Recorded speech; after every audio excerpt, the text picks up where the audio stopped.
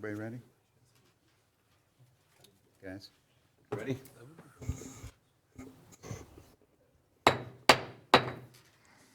Good evening, everyone, and welcome. I call this meeting of the Fraser Planning Commission for May 6, 2026 to order at 7:03 p.m. And will you all please turn off or put on silent all cell phones? And if you'll join me in standing and starting our meeting with the Pledge of Allegiance. I pledge allegiance to the flag of the United States of America And to the republic for which it stands, one nation, under God, indivisible, with liberty and justice for all. Okay, we'll begin with roll call. Mr. Clerk, if you'll please do that. Commissioner Barr. Here. Commissioner Zarnecki. Present. Commissioner Farina. Sure. Commissioner Kyle. Present. Commissioner Meyer. Here. Commissioner Tuller. Here. Chair Warnick. Here. That's a quorum, sir. Thank you. We now need approval of the agenda for today, May 6, 2026. Any discussion or comments?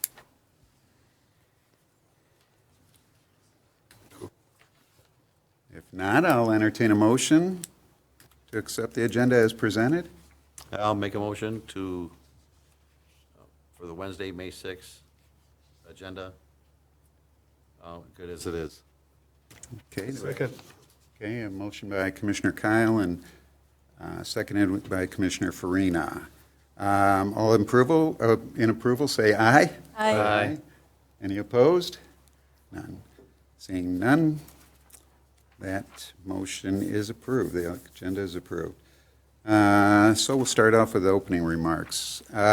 Tonight's meeting will follow the agenda that was posted online and has been printed for you here.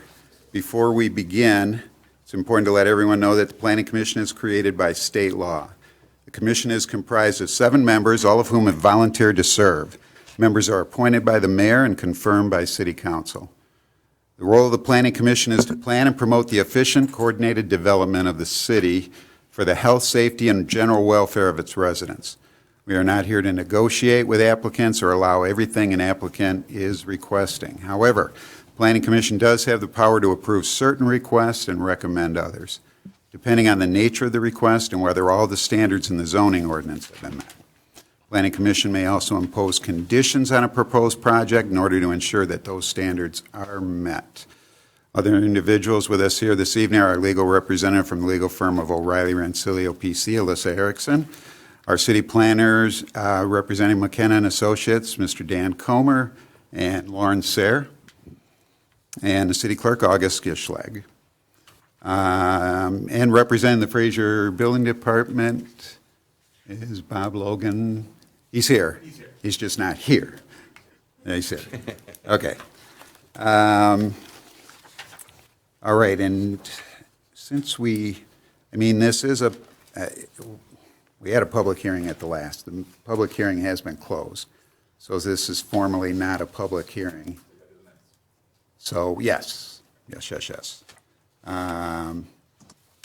So, that being said, let's go next on the agenda for the approval of the minutes of the April 1st meeting, 2026. Any discussion or any changes?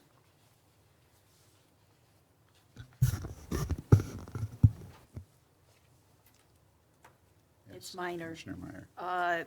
Garfield, it should say 3300 Garfield, Fraser, Michigan, not Fraser. We're well aware, and it is a glitch in the system. Okay. That we have angry emails like you wouldn't believe. Okay, sorry. We cannot fix it. It's Okay. Okay, It's the new Civic Plus system that we have as a default. all right. Mr. Chair, Yes. I also noticed a couple typos that I Okay. wanted to bring to the commission's attention. On page 1, I noticed that chairman was misspelled. I'm hopefully looking at the right copy. This was the one that was online. Yep. Okay. Page 1, it says CHARIMAN. Oh, And then on the second page, I noticed Lauren's first name was misspelled as Laurean. Okay. And then there was a typo on the last page for monthly report is missing an L. And then under item 9A, no? Okay.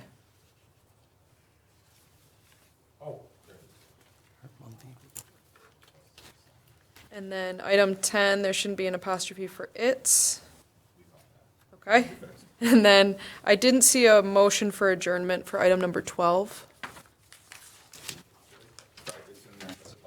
Okay. So I would just recommend making those changes for any approval. Thanks, Alyssa. Anybody else?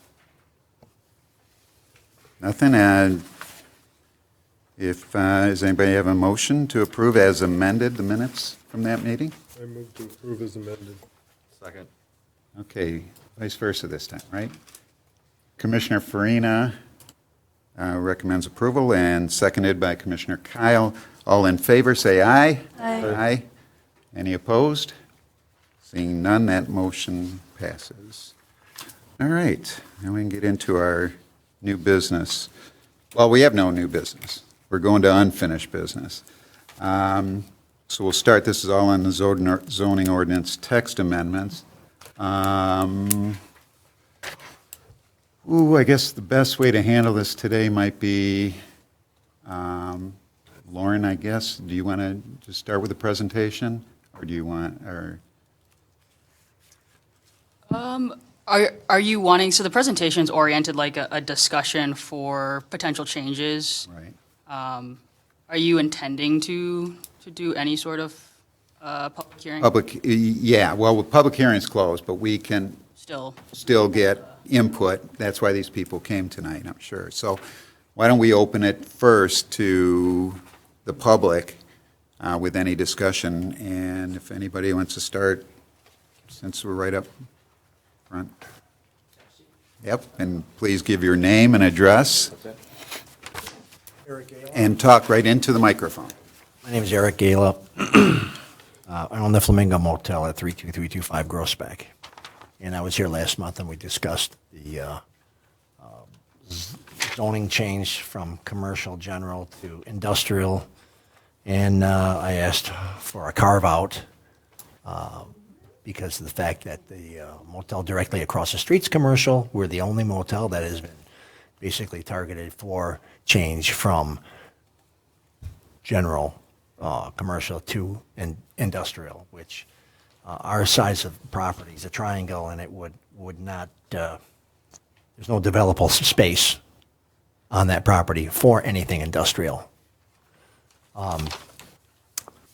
Like I said, I'm asking for a carve-out and to keep it commercial general, but I'd also accept conditional zoning that preserves my commercial use rights while conforming to industrial rezoning, Okay. which is viable. Any questions from members of the board? Yes. Commissioner Farina. Listen, I don't understand what he just said. I don't understand what he just asked us to do. I'm not entirely sure either, Mr. Farina. My guess is maybe it's a reference to a conditional rezoning, but that's a formal process, as this commission is aware. It can't just be a simple request during a public comment. So I don't know if that's what he is referring to, but a conditional rezoning is a completely different process. Well, I'm just basically You just asking for a want it carve-out, You just want it to remain what it is. remain commercial general, right? Anybody else?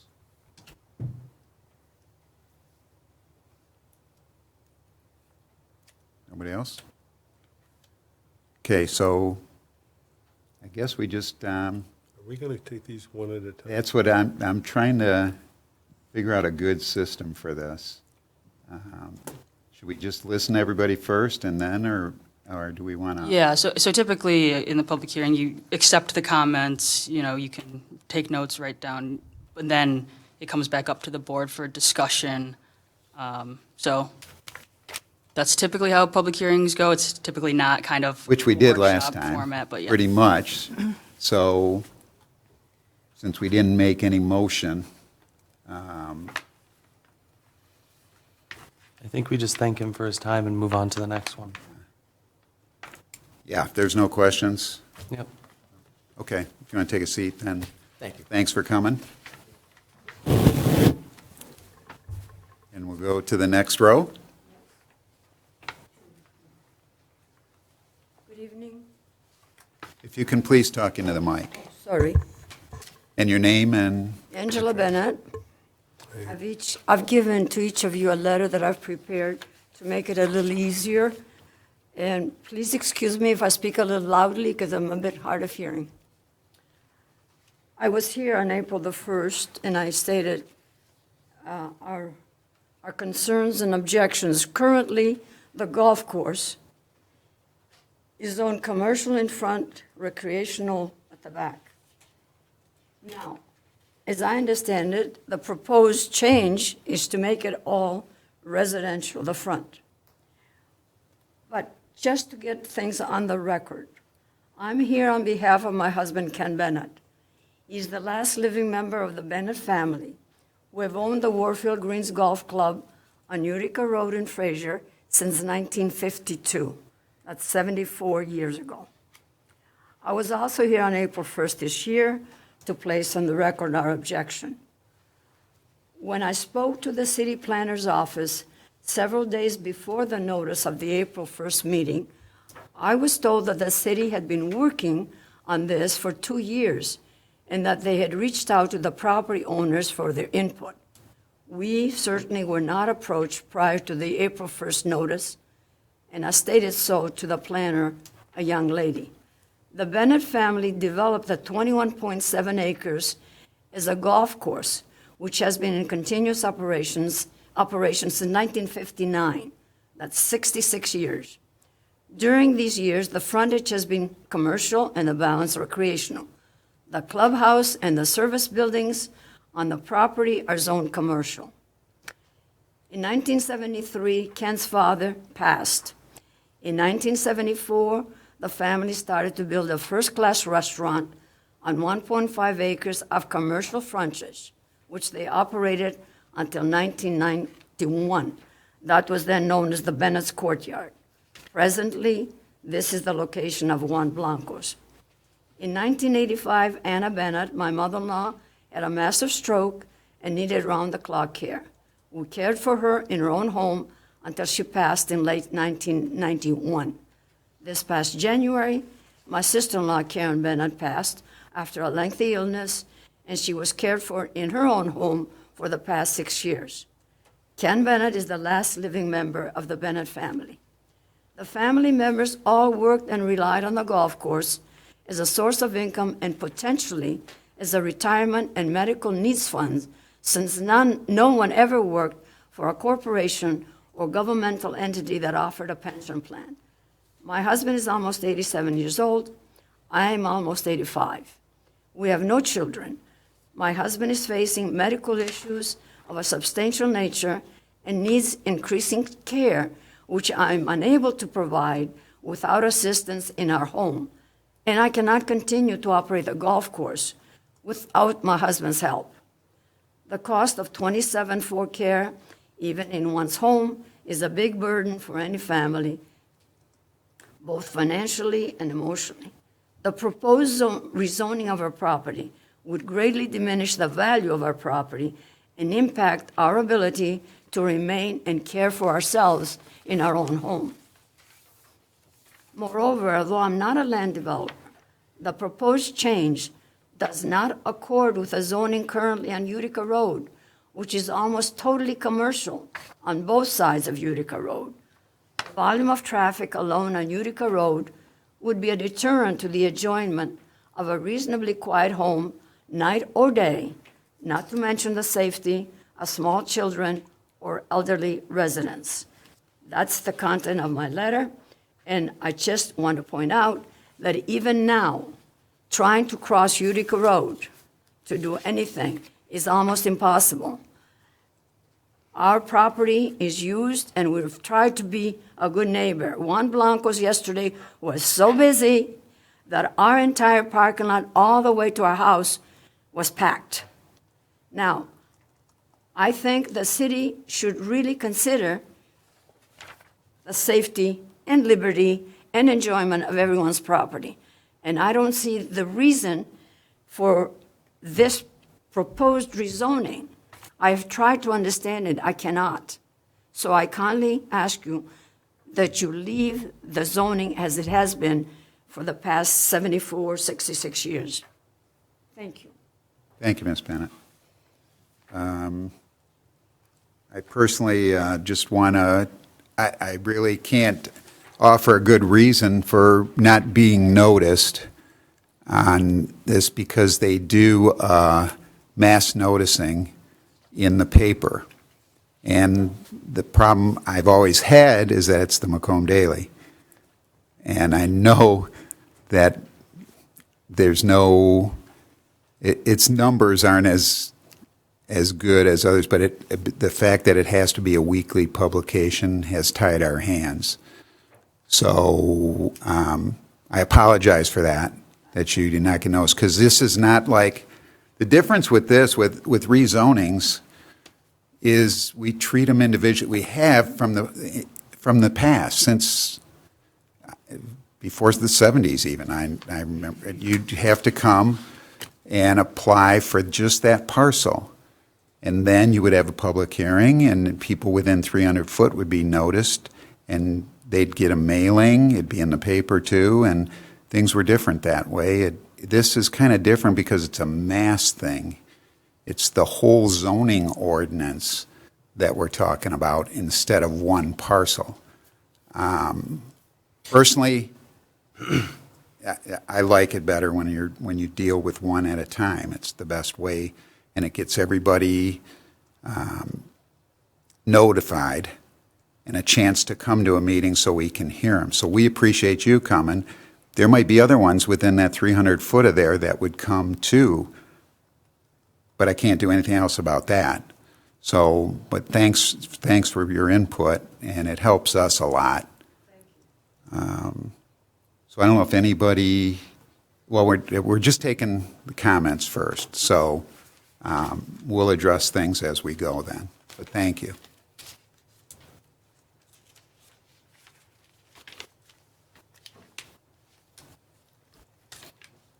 Good evening, Mr. Chair and Honorable Commissioners. My name is Marilyn Lane. I live at 16558 Wood Lane. I'm here to talk about two pieces of property to bring before your consideration. The one that was just on the map, the Bennett piece, the way it's currently zoned and the way it's proposed.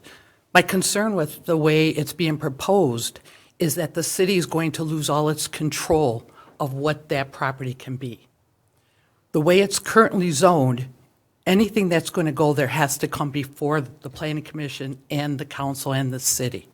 You have total control. If you do what is being proposed, you lose that control. What do I mean by that? Now you poise that piece of property for residential, which can also house applicants for nonprofits, such as house of worships, churches, and those are the proper zonings, which means you have no say.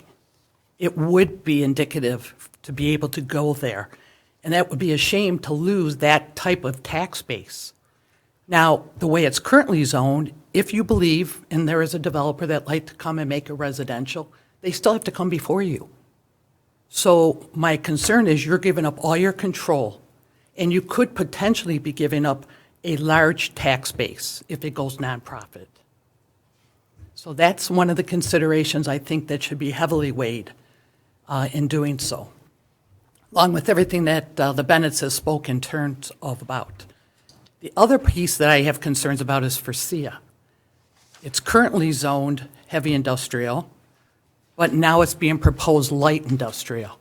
And why I bring that to your attention, so when I was mayor, that building was vacant, had been overrun, had been vandalized. It was just an eyesore Because of the zoning, because of the 25 acres, because of the 250,000 square foot facility, we were able to compete against Sterling Heights, Warren, and Roseville. We actually won over all three of those communities with that facility. Forcia picked it. Not only did Forcia pick that, it is the only piece of property in Michigan they actually own. They put a flag in the sand here. All the rest of the buildings they leased. So if, in fact, you go back to light industrial, we would have never been able to compete. We would have never had that narrative. We would have never had that job opportunities that it's produced. It's been a good neighbor. It's cleaned up. You're going to lose that. And if, in fact, you go light industrial, the bigger factor I think you need to consider is, most of you know, Selfridge has got a big influx of money. That Air Force base is now so viable, we're going to have 2 fighter jets, and we're going to have gas tankers there. We are now, and I know Mr. Farina knows how, we are now the defense capita here in Macomb County. Our aerospace industry is huge. That building is poised for aerospace because they need buildings that large. That is not acceptable in a light industrial. So now you're taking out a very viable market and job opportunities because you're going into light industrial. You can stay currently where you're at, and you can always have an applicant come, and if they want to reduce it down to light, or you can use it in heavy and still be light. There's just not a heavy market for light industrial. So I'm afraid that you're going to make a building obsolete, and that's 25 acres, that's 250 square foot, that's a lot of jobs, and most of the jobs in aerospace are all temperature controlled. So that's all air conditioned when they're building Lockheed and Boeing. As you all know, I work for the executive's office, so we work with a lot of these defense corridor jobs. Visioneering, who was on Masonic and Groesbeck, has a history just as long as the Bennetts, the family. They have moved into Auburn Hills because of the size. That building is not adequate for aerospace, although they're one of the biggest defense manufacturers. So that's the trend, and I'm really afraid that by reducing it down to light industrial, you're going to lose its job, lose its tax base, and what it's going to ultimately do is put that burden on the backs of the taxpayers. So I really want to take those two things in consideration. I don't see that either one is broken, so I'm not sure what you're trying to fix. But with Bennett, you want to keep the control and not give it up, because they'll always come back here to you, which is great. You get the final say. Propose-wise, you do not. For SIA, you go down into light, you're no longer going to be competitive against other communities here, and you certainly aren't going to be attracting the aerospace. So I'm not sure, as you decide to go into light industrial, what do you envision jobs and what do you envision that facility would actually be? So I think I ask that you take that in consideration. Thank you for your time this evening. Thank you.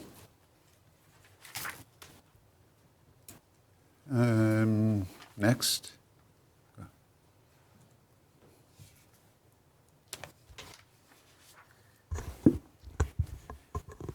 Mr. Chair, members of the commission, good evening. My name is Joseph Paluzzi. I'm with Veris Development Group. I've obviously been before you in the past and happy to be back.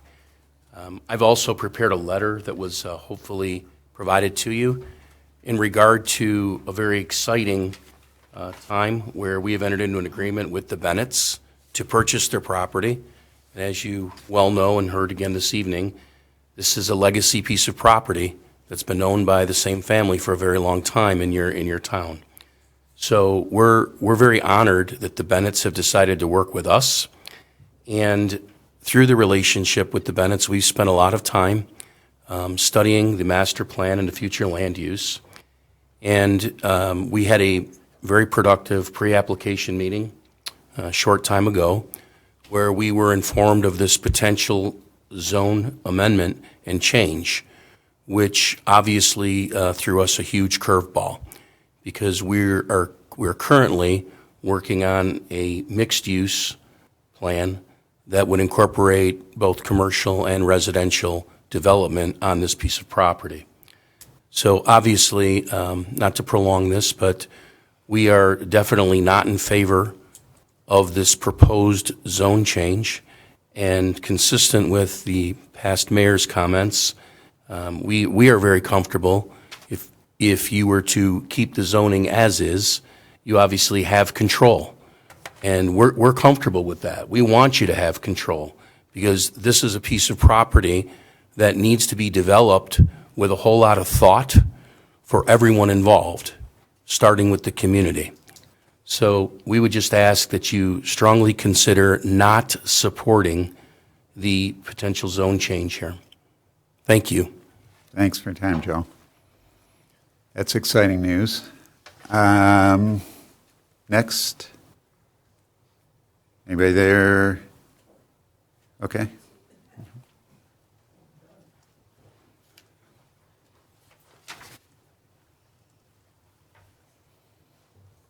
Doug Haggerty, 31048 Rickard. I know you were gracious enough to listen to me a month ago on it, but also on two topics. Just so it's not missed tonight, a parcel like the Bennett's parcel, where it is sitting in residential, it's the largest undeveloped piece of property that we have in the city. If it was to be moved into that full residential medium, again, to reiterate the past mayor's comments, a nonprofit could come in, and many communities are dealing with nonprofits of many religious sources that come in. It would also be a non-tax base that would be coming into that property. So I would ask you to really think deeply on what those style developments that could be coming in that you've seen happen in other communities. The second one, for SIA. Anyone that goes and takes a look for an industrial building right now that is a craned building, very difficult to find. If you haven't been in that building, it's kind of interesting. You may want to go through that building. There is a 50-ton crane that runs the middle, and then two 25-ton cranes that run the two outside, and it was developed for another 40 jib cranes, small cranes. If you are going into aerospace, and if you are going to be any type of a manufacturer or rebuild in aerospace, you need a highly craned, structurally built building. You can't just put a 50-ton crane, two 25-ton cranes, and 40 jib cranes into any building. That's a structural steel that has to happen in that building as it is being built. You cannot rebuild that building. You will find that that building, if it goes light industrial, is going to be devalued dramatically if it ever was to be sold again. If it is left as it is with the aerospace growing, Versailles is not slow at this. They may choose to sell that because that's going to be a highly desirable building in the future. Thank you. Thanks. Anybody else?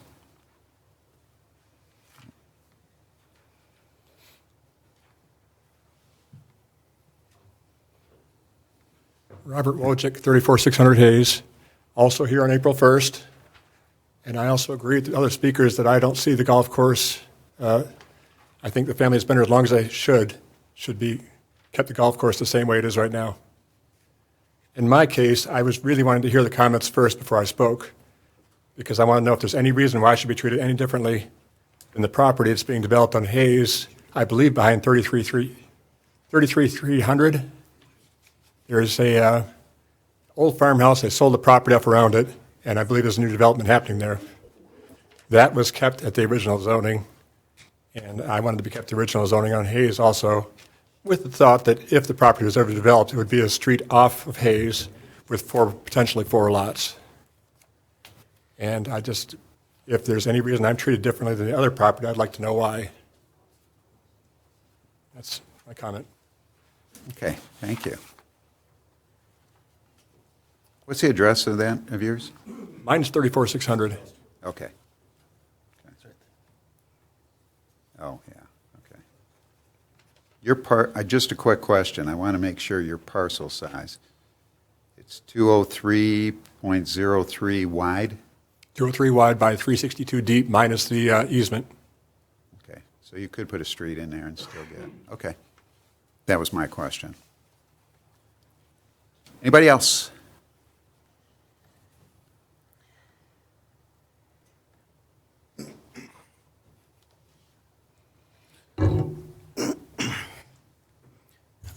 Hi, I'm Ken Imler, Hawk Industrial Deluxe Development, and my interest is regarding the industrial sectors. Probably the thing we would like with our industrial park is to let it, our first vote would be let it not be touched at all. It's been there for 60 years. People have built buildings with the zonings that are there. Zeidler Tool is on 15 Mile Road. They built that building. They have, just like Doug said, they have heavy cranes. And for the city to change, oh, we're going to change his zoning now to light industrial. He'll go, what? It's a designed and as a tool and die shop, and that's what it's for. I understand you want to put a buffer in between residential and industrial, and that would be, I wouldn't have a problem with Riviera, the west side of Riviera, being light industrial. That makes sense. Fraser Drive is already light industrial. That makes sense. But the west side of Commerce, which does not butt up against residential, don't make that light industrial. Keep that whatever it is. And I don't understand why they would want to make a buffer zone on 15 Mile. A buffer to what?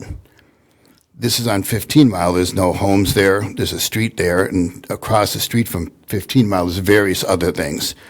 That wouldn't be fair to the business owners to change that to light industrial without telling them or even having a vote. So my initial plan would just be to leave the industrial park alone.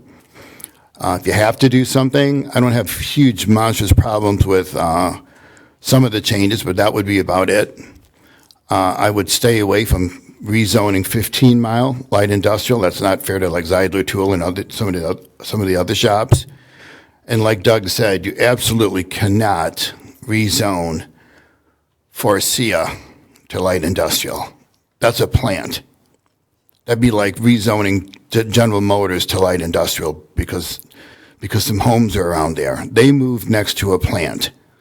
That is a plant. You change that to light industrial. That would be incompetence right there. So.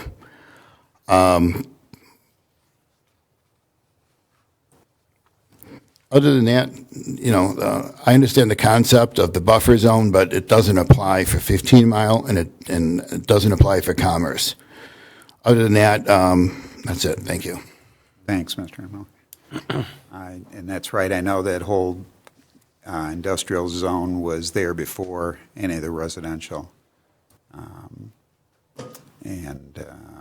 I know you have a good relationship with almost all the factories there. So I trust you've gotten comments from a lot of them. Okay, thank you. His comments. I'm sorry. You said stay away from 15 Mile Road, don't touch Commerce. What was the one you said? Riviera, I believe, is already light industrial, and that would be fine because that directly butts up to residential. If that were to be heavy, that you could be begging, asking for trouble there. But I think that already is light industrial, and that's fine. But Commerce, behind the Commerce properties, there's no homes there.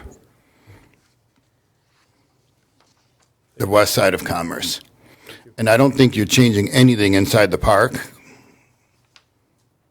No. Randy? Nothing inside the park? Okay. I don't know. Yeah, so my initial thoughts are don't touch it at all, but if you're going to touch it, that would make sense. And I could argue for you on that one, not against you, for you on those.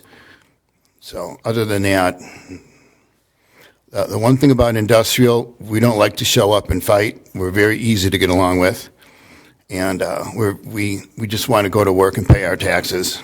No, we don't want to pay our taxes. I apologize. So we're pretty easy to get along with. So, all right, thank you. Thank you. We do have a well-known industrial area there. I work out in Oxford today. I was talking to business owners out there and in their industrial area, which is small for a 36 square mile. But we, for a 4 square mile city, have a tremendous industrial area. and it's known around the whole metro area. So, thank you. Okay, I don't see anybody else. Nobody else? Okay, bring it back to the board here. How do we want to handle this then? Do we want to look at each individual one that was discussed? Yeah, if we want to go through, in your packet, I think you saw the 15, responses to the individuals who spoke. So I do have slides for each of those if you want to go through just sequentially for that. I think we should. Okay. Sure. Anybody else have any input on that? I think we should. Okay. Do we want to close the public hearing? There is no public hearing. Can we go up to the first slide, Dan? Like yeah, and then next. So I wanted to provide just a brief recap of what is a zoning ordinance. I know we did this last meeting, but it regulates how land and buildings can be used and developed in the community. It's adopted by the city, by city council, after a recommendation from planning commission, and it is the primary tool of implementing a community's master plan. So what does a zoning ordinance do, or what does this update do? It modernizes and expands the uses allowed. It makes regulations clearer for residents, developers, businesses. Again, implements the vision of the city's adopted master plan. It does not increase your property taxes. It does not force property owners to change their existing use. So moving into the public hearing responses, the first one is that Flamingo Hotel property. And so it's currently commercial general, proposed to general industrial. And the questions posed during the public hearing were very similar to the ones posed tonight.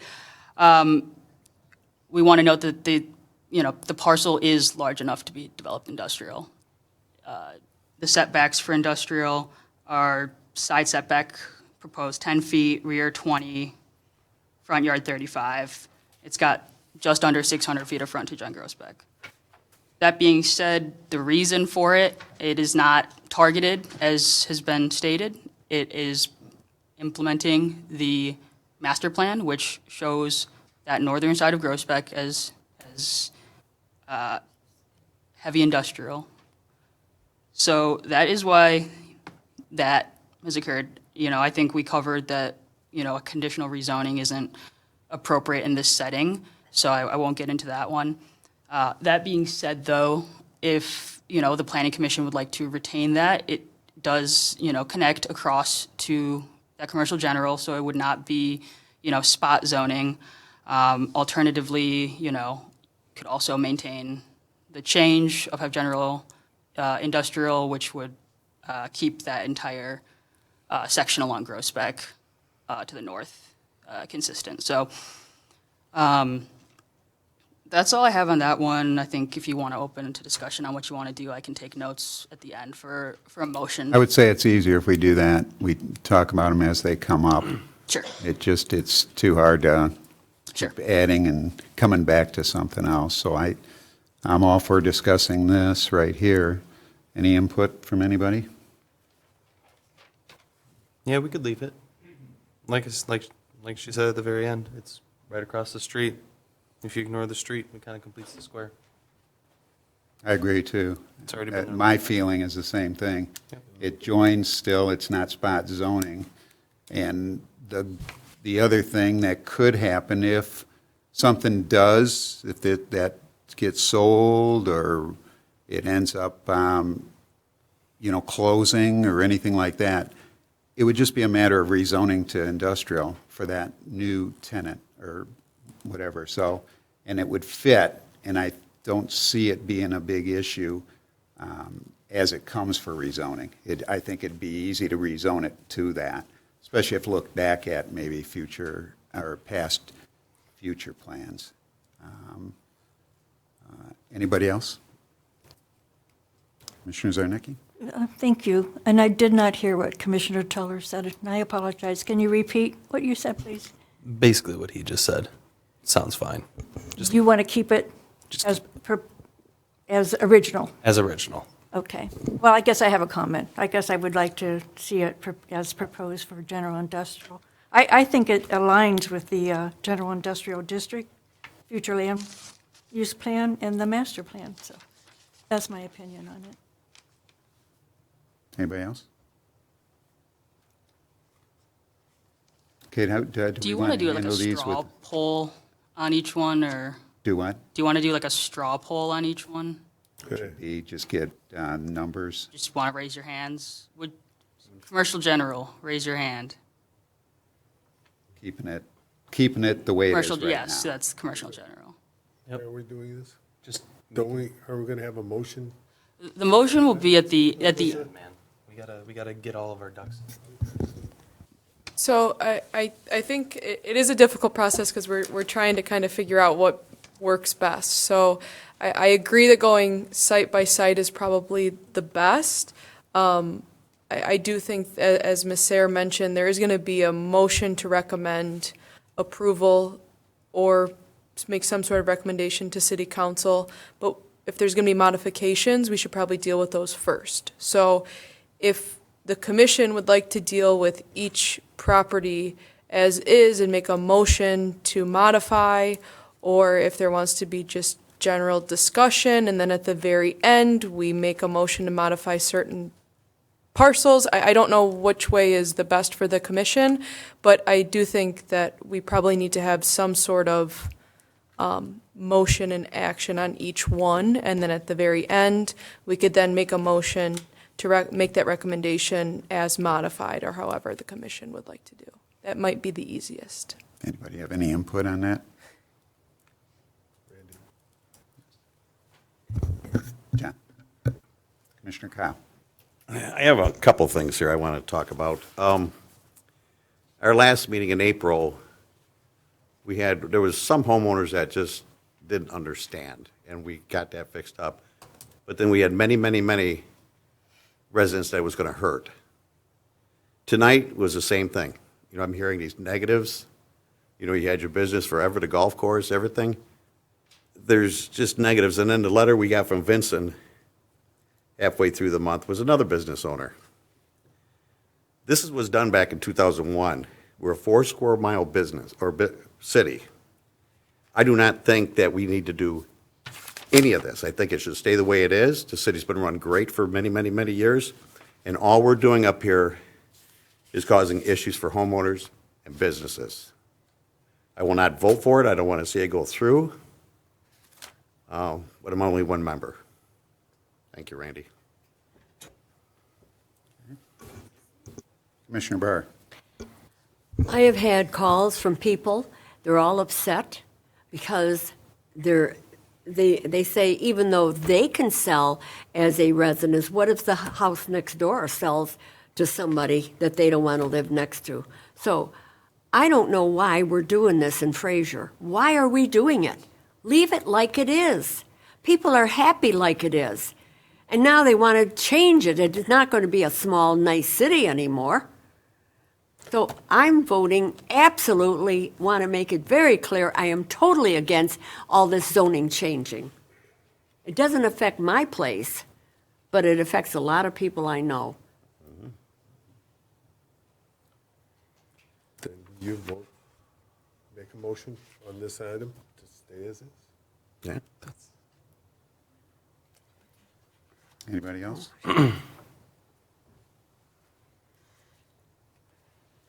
Okay. Well, I'll make a motion. well, we're not, are we holding off on any motions till we go through this? So Why don't we do one? We're doing one at a time, so if we want to do it, is it going to be a regular motion then? Yeah. You're running this show, Mr. Chair, if we want to make a So, change yeah, to a let's do it. particular parcel, you're going to be making a Yeah, motion. so let's do it. We'll take them as they come. And so if somebody wants to make the instead of a total motion like it sounds like that, we're going to take them one at a time. So make the motion for that item if you want to do that. Not the whole thing. Well, we could do it at the end, do something, but we need. Yeah, we could do that. Let's do it. Anybody want to make a motion? I'd like to make a motion. I would like to make a motion to table this whole thing and leave the city the way it is. Just the zoning. Rezoning, the So zone. are you, just to be clear, Mr. Kyle, in your intent, so is the motion to postpone this, or is what is the intent behind your motion? I think the way the city is set up now, the way all the businesses are, the homes, the lots, and everything else, none of this should be changed. So are Now, if somebody wanted to change something, they can come up here, just like people have, ever since we've been on the board, and make it. But I don't see a way we need to rezone our whole city. So then is your motion then to recommend denial of the zoning ordinance to Yes. City Council? Yes, it is. So now we're talking the entire, not just this portion we're talking about. Entire thing. You're talking about the entire. Yeah. Okay, do we have any support? I support. Okay, we have a motion by Commissioner Kyle. The wording, you got the wording, so. Yeah, I might not have worded it right, but I've been, for 2 meetings, all I've heard. To deny. It's my understanding that Mr. Kyle's intent is to recommend denial to the City Council of the zoning ordinance that was presented. Correct. And there's support, so there should be a vote. Okay, Correct. yes. Discussion and a vote. Open it up to discussion. Anybody have any discussion? Just a few comments. I'm surprised by two of our members who just want to scrap the whole, process of this, but it would have been nice to speak up prior to tonight's meeting that they were against the whole zoning ordinance. We put a lot of work into this. And as a matter of city protocol, it's very normal for a city or municipality to go through a zoning ordinance change. And Ms. Sarah, can you remind me how long it's been since we've gone through a zoning ordinance change? So it's been since 1996, so about 30 years now. Yes. Typically, ordinances are amended on an ongoing basis, and that helps the changes feel less, jarring than a 30-year jump. But, modernizing the ordinance, because there are uses now today that didn't exist, and there's uses that existed 30 years ago that no longer exist. So it is very typical for communities to update their ordinances.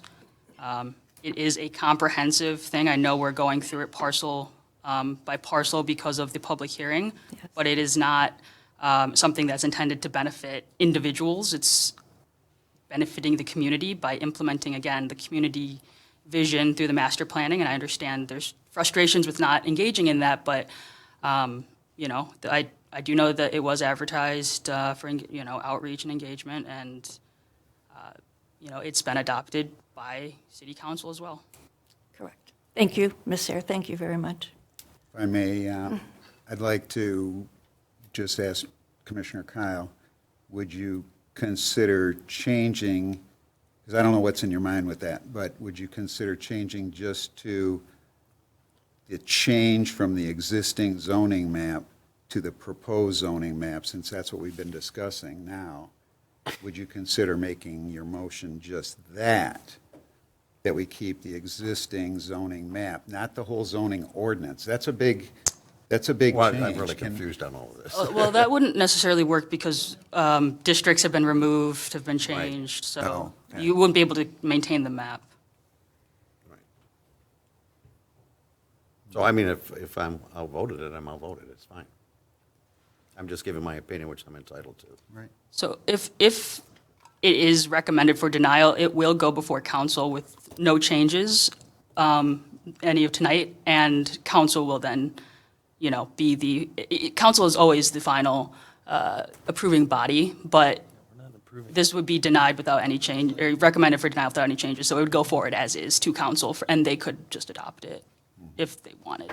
Yeah, we're just a recommending board. Correct. Commissioner Farina? I think we have to streamline some of what we do. I don't know that I like all of what we did after hearing people and after going out and spending some time in the community. I'll tell you, next to Juan Blanco's, I wouldn't build a house on Utica Road at this point in time. I wouldn't build a house on Utica Road at this point in time. It's like a freeway. And the commercial area in front there is a good buffer zone. Now, to me, I'm a little bit surprised that when we changed that to recreational, Kenny came to the meeting and didn't want to change. And we had to explain it to him, and then he wanted it changed. If they want it as recreational, I like having control over the thing. And maybe we didn't think about that. So maybe, but I don't believe that just the whole thing being recreational is the right thing. I think what we did in the front for that area, having it be commercial in the front, is the right thing to do. And it gives a buffer between that and whatever anybody wants to do in the back. People who've been there for a long time, I'm sympathetic to the manufacturers there. They're a huge portion of our tax base. Farcia, I was there when they came in, and there were all kind of people who were complaining about Farcia coming in, but they came in and bought a house next to a factory, and they got a cheaper price on their house because they bought it next to a factory. So I think they have a right to be there. So I don't like all of, after hearing that, we didn't take into account some things that I think we should have. I would like to take it this item by item and go through it. Okay? That's my road. We're working on a motion that's still open. I'm voting against that motion. Okay, any other input?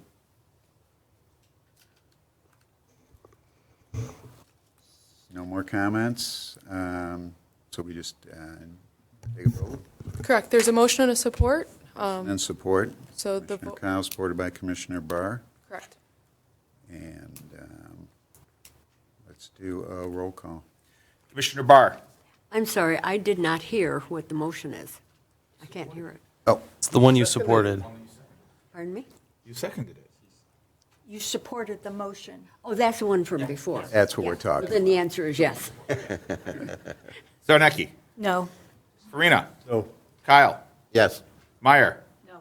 Tuller. No. Warnock. Yes. Motion fails. Okay, so we have, that motion fails, so we move on to Item one, item one, which is the one that's on the screen. the one, we're going to talk about that now. So let's, do we have any, are we going to do the same motions like we did?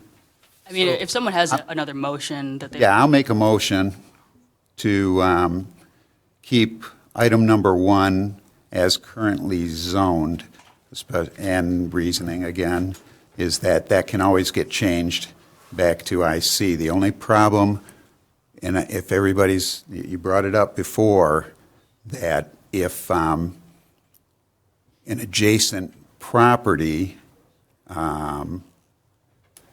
in most all the cases that we're talking about, if one of them, say, burns down and they have to rebuild to this new zoning, it might stir, it'll get the other neighbors, now, not here, but I'm talking overall, the other neighboring properties could have, say, an industrial zoned area. I'm just using overall any of these changes.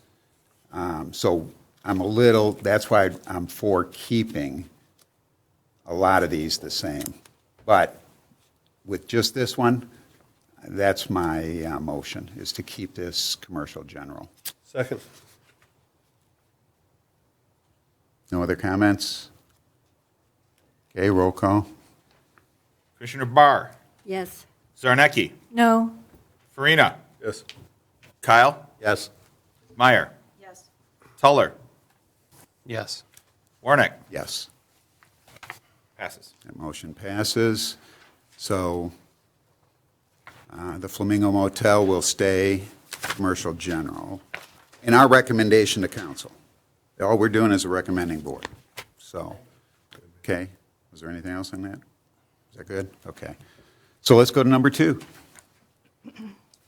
Number 2 is 33085 Utica Road.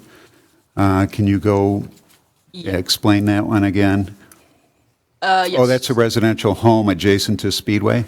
Yes, that was previously in the CBD and is proposed for residential transition. Once the city attorney explained that he is not required to make any changes, he seemed satisfied with that. So we have, planning does not recommend any changes to this one, but it is, still up to this board if they feel that it should be changed. But if you do think it should be changed, it should probably be more than just that one parcel in the middle. Again, we don't recommend changes at this time. Mr. Chair, just for logistics, I think if something is going to remain as is, as presented, no motion is No necessary. motion's required, good. Correct. So That's what it's- I was going to get at. I'm Yeah, trying because to we'd keep be off. motioning everything. Yeah, correct. So Right. it would just simply to be, as Right. part of that recommendation, whatever was modified by the Okay, commission. so as long as there's no motion to deny that one. To change it change as it, presented, not deny, correct. change it. Yep. Okay, no motion? So we continue on, that one remains. Okay. Number 3. Number 3, So this is up on 15 Mile Road. There were pockets of RL, which is residential low, and then proposed to be RH, which is residential high density. This is again a recommendation from the future land use map of the master plan. The concerns were regarding taxable value, which we did address, so I won't go into that again. And why is the city rezoning? And again, it is part of this larger ordinance update. It's not targeting individual properties. Why is the city proposing to change the zoning if they're not proposing to change properties? And again, the city does not change a private property owner's property, what's on there, right? The purpose of the zoning is to update the rules, so future development, whether by the owner, a new buyer, or someone else, fits the city's long-term plan and long-term land use plan. So, these changes happen often long before, you would anticipate any physical changes being made. It is envisioning, it is planning for the future. So, again, we don't recommend any changes from the proposed, but open to any discussion. okay, just to clarify again then, so we have these parcels that are RL, and how many are there in a row there's 4 on the one, 5 on the other, it looks like? Yeah, one of them's it's 3, it's like 2 and 4. So, if we proceed and make that to RH, just so everybody knows, them RLs are allowed to remain as is, and for as long as they do. If one does say burn down, now it becomes only RH can go there. Well, single families are allowed in RH. So You then, can rebuild. so that one we'll have no problem with. Yes. So you could still put a single family in there again, since it's in the middle of other ones. All I'm trying to do is clarify for everybody what could happen. It might never. It can stay this way for, who knows, another 100 years. So they're allowed to remain and as is, even though we change the zoning. So that's just a clarification.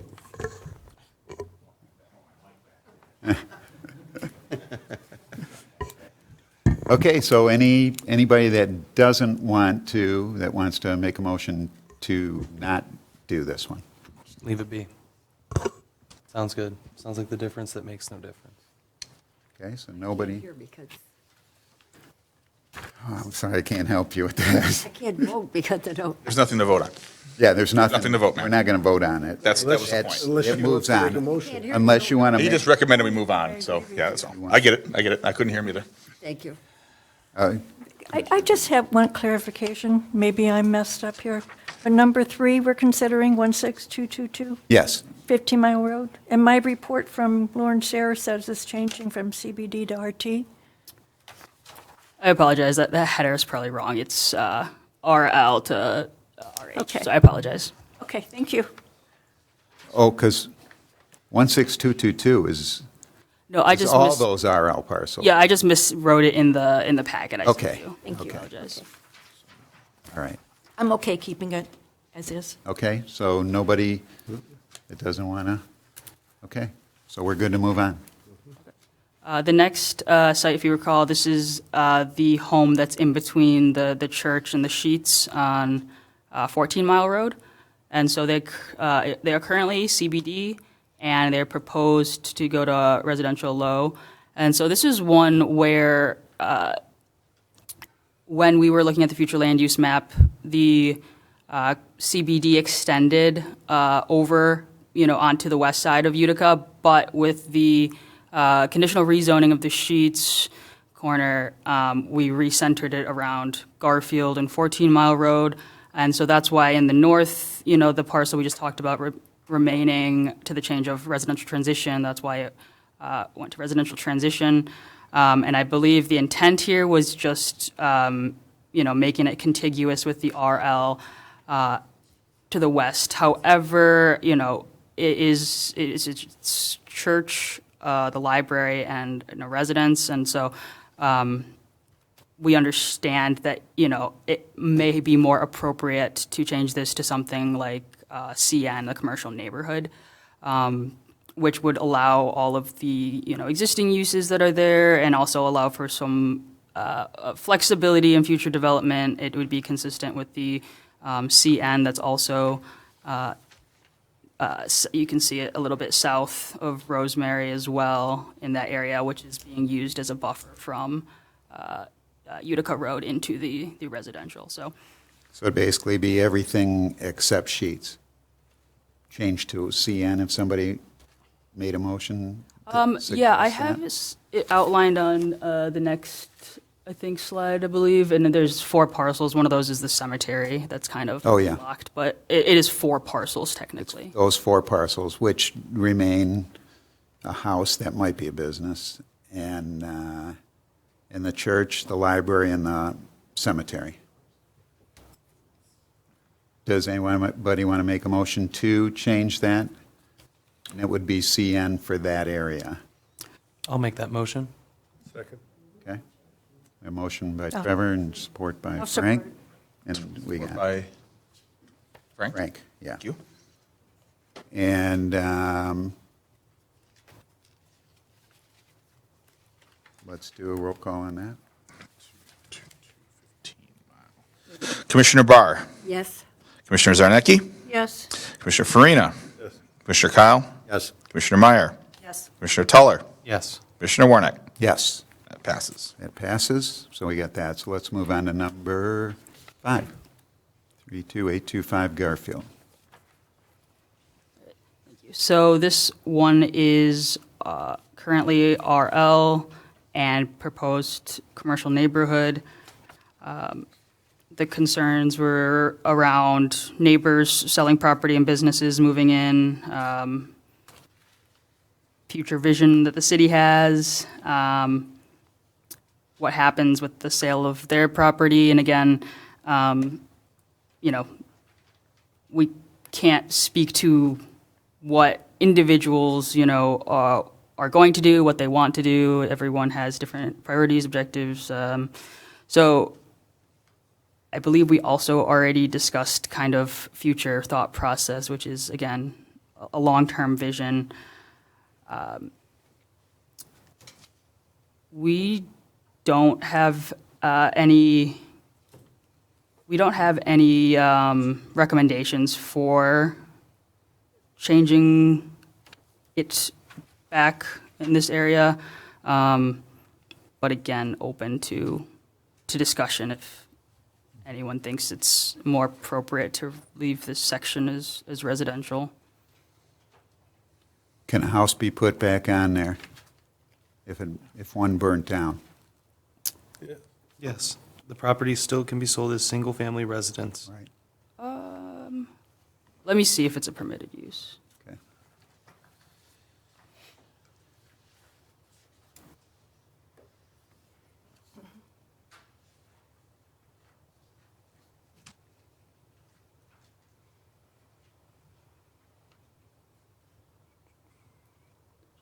It's a special land use in the commercial neighborhood. Special land use then? Because if somebody wants to come in and put in a business and buy all those out, it'd be to the benefit of them too, but it could be automatically because it's commercial neighborhood. But it wouldn't be if it stays RL, right? Or RN. I mean, if it was RL and someone wanted to put a business there, they would have to They'd have rezone to it. go for- Yeah, rezoning. Yeah. So, it's like a flip-flop one or whatever. Somebody, we didn't have any further input from any of those people. I have not received any. I don't know if you've received any, Dan. Okay, does anybody want to make I think we leave that one motion? alone. To leave it like the new, or like it was, Or we move it to the proposed zoning that we're CN? choosing, Yeah. yes.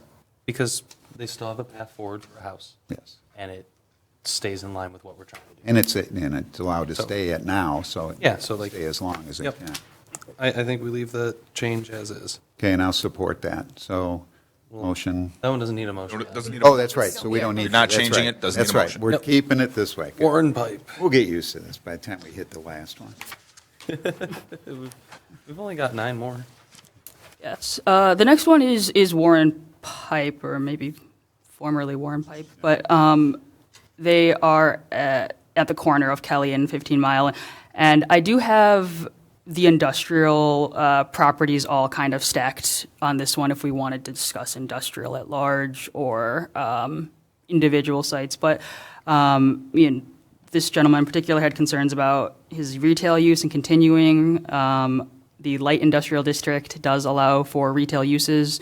Also included in your packet as a point of reference, after number 7, we provided a table that shows the proposed, the changes from the current zoning to the proposed zoning in both the light and heavy industrial, and I use those terms just because we changed the terms from industrial controlled, which is, of course, the current heavy, and industrial restricted, which is the current light.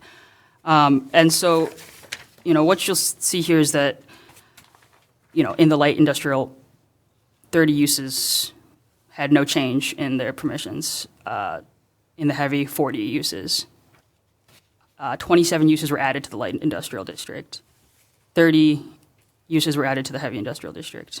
Uses removed from the light industrial district were 2, and from the heavy, 1. That's for C, isn't it? That goes all, that whole area. So these are not parcels, these are uses that are defined in the ordinance. So we got more specific, we updated the ordinance.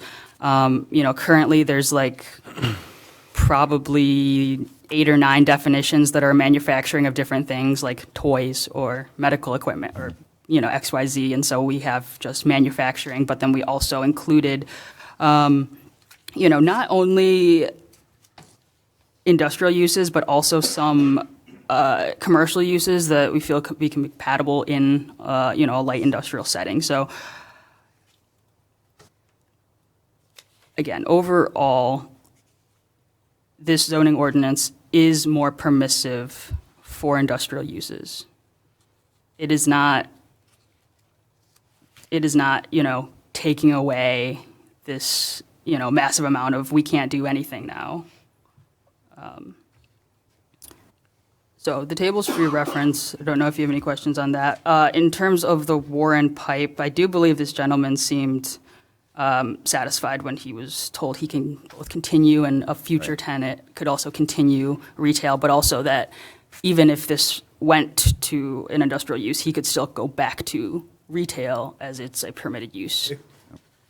So I'm just curious, though, on the ones, like Mr. Emler was talking about, if we do this whole area then, with that number 7, and, There's a, no, but we can combine, right? Is that what you were saying?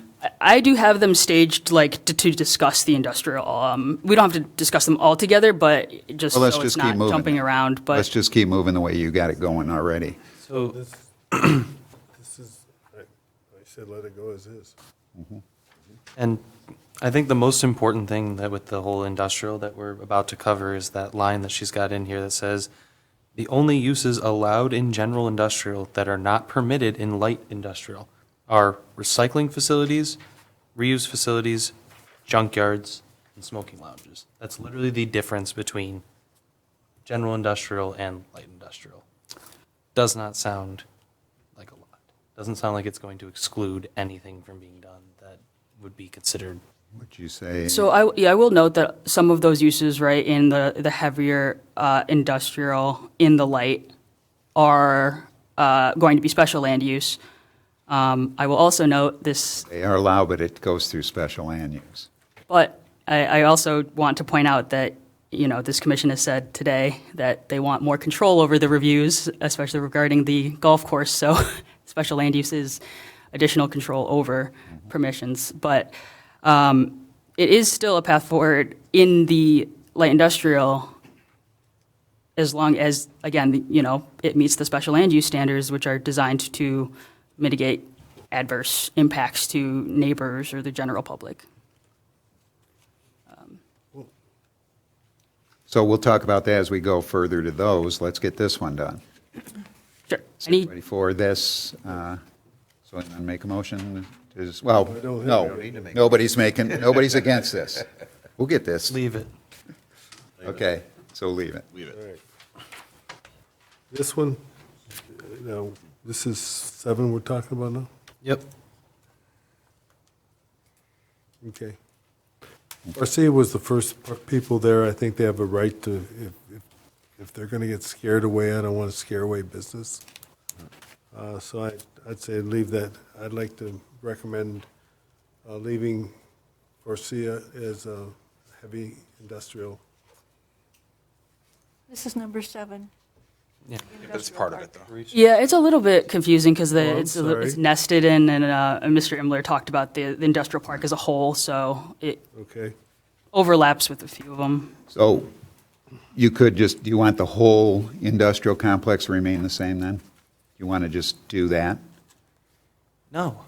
No, I'm just saying, this is what, Mentioned. that's what we talked about then. So there were other things, like Mr. Emler talked about, changing some of them to maybe IC, just along Riviera there. And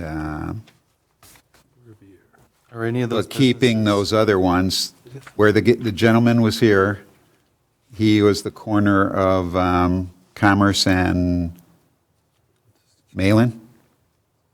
He was here at the last meeting, right there, that one. So 34401 Commerce. And So Randy, are any of these businesses in the industrial park, recycling facilities, reuse facilities, junkyards, or smoking lounges? no. So like But flipping you them from didn't, but you industrial got to listen to what was said too after. There's a lot of other uses that need special land use. Right. So we want more control, though. We We want to want be more able control. to make those decisions. Okay, I'm just for the trying to betterment of the clarify for community everybody. itself, rather than just Because letting it's- people do whatever they want. Right. So I think if that's the theme of it here, I think it makes sense to, like I said, just continue to make all these changes because Farisha, their whole thing about not being in heavy industrial, there is no heavy industrial anymore. It's either controlled or what? Industrial controlled or general industrial.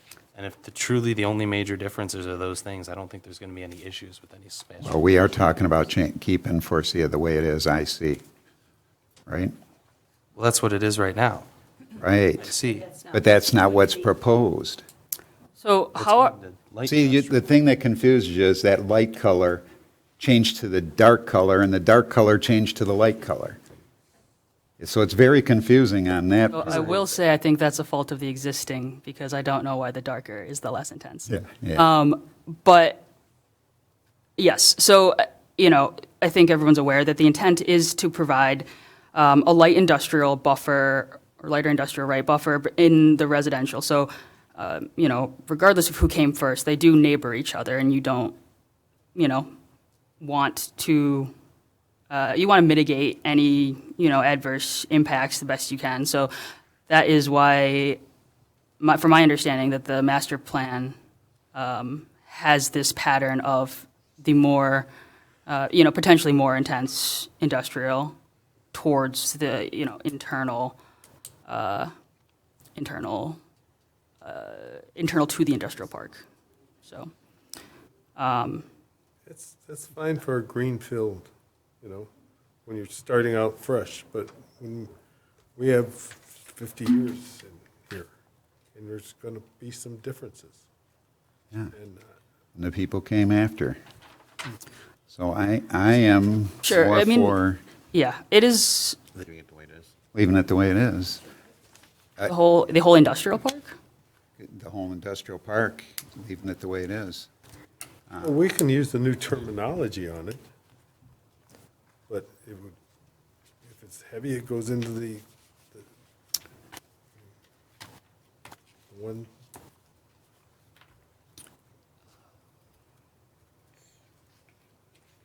I mean, we can, it doesn't have to be a whole drastic thing. We could do just that portions like Mr. Emler talked about, like Riviera then. Maybe it does because those neighbors there. We can be a good neighbor to them by making that. The whole thing comes back no matter what, that these are allowed to remain as they are now. So that's where, things will change because they could become a vacancy, and then if they can't put their business in without going for special land use maybe, then we go through that part. I mean, I think the reality too, though, is that, if something came through for there's a special land use in this light industrial that was going to have an adverse impact, the planning commission would likely recommend or would likely deny it. If it's not going to have an adverse impact, they would likely approve it. exactly. But how do we do? Are we cutting just Forcia then? If we want to go that route? I mean, it's still up to you. I'm just trying to. Forcia should remain as is, as far as I'm concerned. I echo the sentiments out there, and especially if we get a chance to get into the aviation and aerospace. Yeah, they would still be allowed to do that under light industrial, but if you would like to maintain or keep it, it'd be general industrial now, just because of the naming difference, but. I don't know. I don't know if I'm missing anything there that's tricky. I mean, we have one representative that told us one thing about it. Everyone else, the only other person that showed up was that other guy for that. That was the other corner. one there. So, I mean, if Well, I'm talking, that's the rest. Know it the best. I'm then fine. we I'm should just go with talking what about they say. leaving Forcia as is. So leave Would you like to make a motion? Do we have a motion yet? I'd like to make a motion then that we leave Forcia as is, and then follow through with the rest. Mr. Chair, when you say as is your intent to keep it? Oh, Existing as zoning. proposed. As general industrial. Yes. Okay, so for C, Which equates to heavy industrial. correct. It's like learning a foreign language. It is. There's too many acronyms. Yeah. I second. All right, take a roll call on that. We So, have discussion, please. Well, yeah, discussion, I'm sorry. So I understand, are we voting for number Yeah. 7 and number 16? 15, I'm sorry, on Sounds this like it. vote, on this motion? Is that correct? Is that I think it would also encompass number, 14, it would encompass 14 as well. yeah, 14, 15, and 7. Yeah. 7, 14, and 15. Thank you.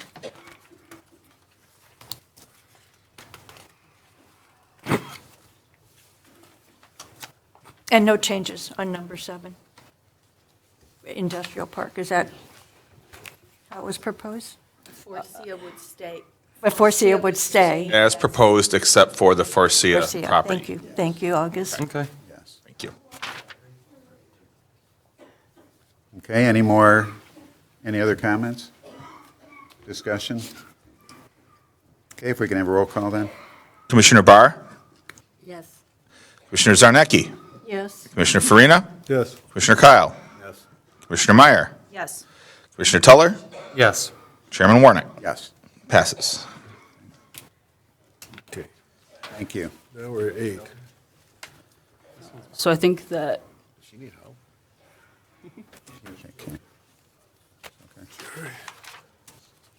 I believe that does bring us to the golf course. Yes. I want to make a motion that we abandon, I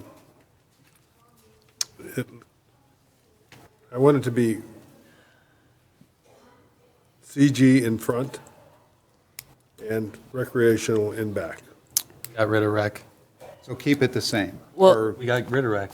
We don't have rec. We Oh, don't we have can, recreation. yeah, but we don't have to get rid of it. We're not final with it. So, It's the only place. I- The only place that they can't, you No. can't get somebody. no, it's not, that's not true. So the recreation district allows any uses that are allowed in the RM district. So that includes churches, that includes, it includes homes, right? But it also includes, I can pull it up. It includes churches, cemeteries, daycare centers, funeral homes, general education schools, nurseries and greenhouses, planned unit development, private clubs, public buildings, transitional uses, 24-hour operations. There's some other feature. I like Ms. Lane to maybe reedify that, can you? Wait, we need you to talk in the microphone. Here. There is no microphone. Stole the Kishka. Hi, Marilyn Lane, 16558 Wood Lane. So to her point, yeah, they still have to come back, but I think what's lost here is that in the residentials where most of your worship houses are, it fits the zoning. Now, if you're wanting to put a worship or some other use in a recreation, you have to have a logical reason why. That's why you're seeing Sterling Heights get sued, you're seeing Macomb Township in it. It's a permitted use, though, in this They district. have So the if right it's, to say their master plan wants it to be recreational. if it's a permitted, and I will defer to the attorney, but if it's a permitted use in the district, it is allowed to go into the district, correct? If it's just permitted by right, that's correct, yes. So if it's residential and it already's fitted in here, what would be the reason why you wouldn't allow it? I'm sorry, I'm lost. I thought that under RM, that religious institutions are a special approval land use, so it wouldn't be permitted by right. They would still come to the planning commission, correct? Under residential, you're allowed to put in. An RM, as proposed, I believe that it's a special approval land use, so it'd still be coming to the commission. It wouldn't necessarily just be going up by right. Okay, yes, sorry, I apologize. Also, worships go in residential pockets. That's what you usually Correct, see but the churches. Typically, it obviously depends from city to city, but typically in residential, I've seen that there are special approval land uses, so they just don't go up by right, they would come to the commission. Sure. So the reason that this is all one contiguous is that it's been split zoned and, truthfully, I've not seen documentation of where that split even occurs. So it is hard to, retain split zoned parcels. You get a building proposed that's on part of one and another. They have two different setbacks. It makes it really difficult to apply. So that's why we're trying to remove this split zone. If The this, split zone on Utica is commercial, which it's being used as commercial, opposed to trying to bring residential up on the road. You do have what's there existing and in line with what you have in keeping, opposed to someone building a house on 15 Mile Road on a 5-lane. Behind that, you got the rec, which you still would be able to do PUD. You would still have people that would come and be interested in it, but when you do all residential, not that someone couldn't still try to have to rezone it, but it's much harder and less likely that you're going to have an argument why, if it's zoned residential, you wouldn't fit in a house of worship or a nonprofit. Whereas if you have commercial and recreational, you got a higher bar to catch to be able to accept that rezoning as an application, because you got all commercial next door, you got Juan Blanc, you've got everything that's up and down from 15 Mile Road gas station through. It's in keeping, if you're trying to do something in keeping. When they say control, when we were talking industrial, one of the things I get concerned about, if you didn't keep Fraser this way, most companies don't want to come in here and take the risk of having to get permission. Most communities already have facilities that are already zoned properly, that already have the infrastructure, and they go after and they buy it, because usually timing's of the essence when they got to make moves, because downtime is not good. So we want to prime ourselves, so when we have facilities, they're zoned right, they have the right infrastructure, and they're actually coming here to actually be able to start business, not trying to wish that some board will approve it and try to go through that. Most businesses won't do that, especially if they're coming from out of country. There's too many places in Sterling Heights, in Southeast Michigan, so many properties that are already set up, they don't have to mess around. We would never have gotten Fraser if we didn't have the right zoning. They would have went to Sterling Heights, they would have went to Warren, they would have went to Roseville. It's crucial that we understand what we're trying to attract. What is the industry you want here? And poise yourself to be ready for it. So having Fraser, yes, you could come and you could ask for them to change this, but businesses don't look at it like that. They just want to come in and they want to set up business and they want to set up in time. So you've done well with that building for that size, that infrastructure, and that zoning. You've allowed people to look at it and say, yes, I'm open for business. This is a good place we could look at, put in a flag in the sand. Same thing with recreational right now. You're asking yourself just to pigeonhole yourself to be all residential from Utica Road all the way back. Most people aren't going to want to build a residential home, or maybe apartments or multiple or worship.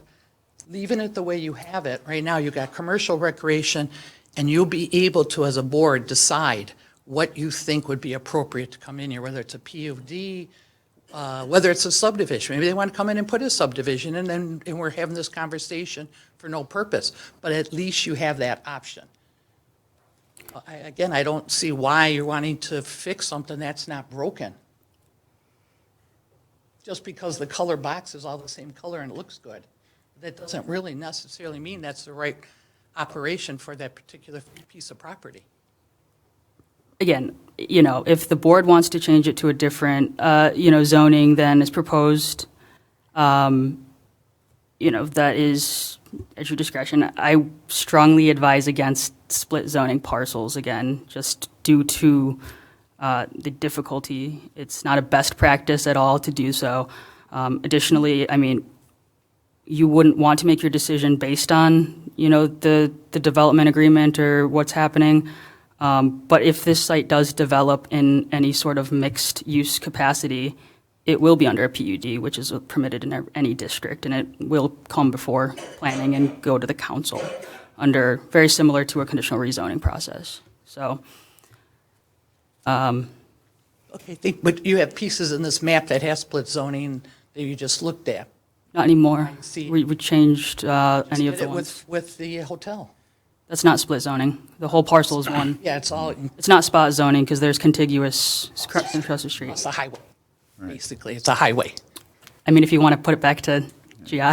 But I'm just saying, you just, when you're looking at Utica Road, which is what has the biggest, heaviest traffic, 5 lanes, and everything that's coming in, whether it's the Starbucks, everything that's commercial, even Big Boys across the street, it is for a commercial use. People aren't putting fences up and having kids and animals run around on Utica Road. As it was stated before, trying to get across the street is dangerous. But it's up to the board's decision what their vision is and what they feel is is appropriate for that particular area, and keeping control that you'll be able to have some PUD come in front of you, opposed to just having one big box, one color. That's just my opinion, though. I appreciate your time. Thank you. If I could ask Mr. Paluzzi, your concept of what you would develop there, is there anything that would benefit you better? So our preference at this time would be to leave as is. That is what would make us proceed with the development that we currently have planned.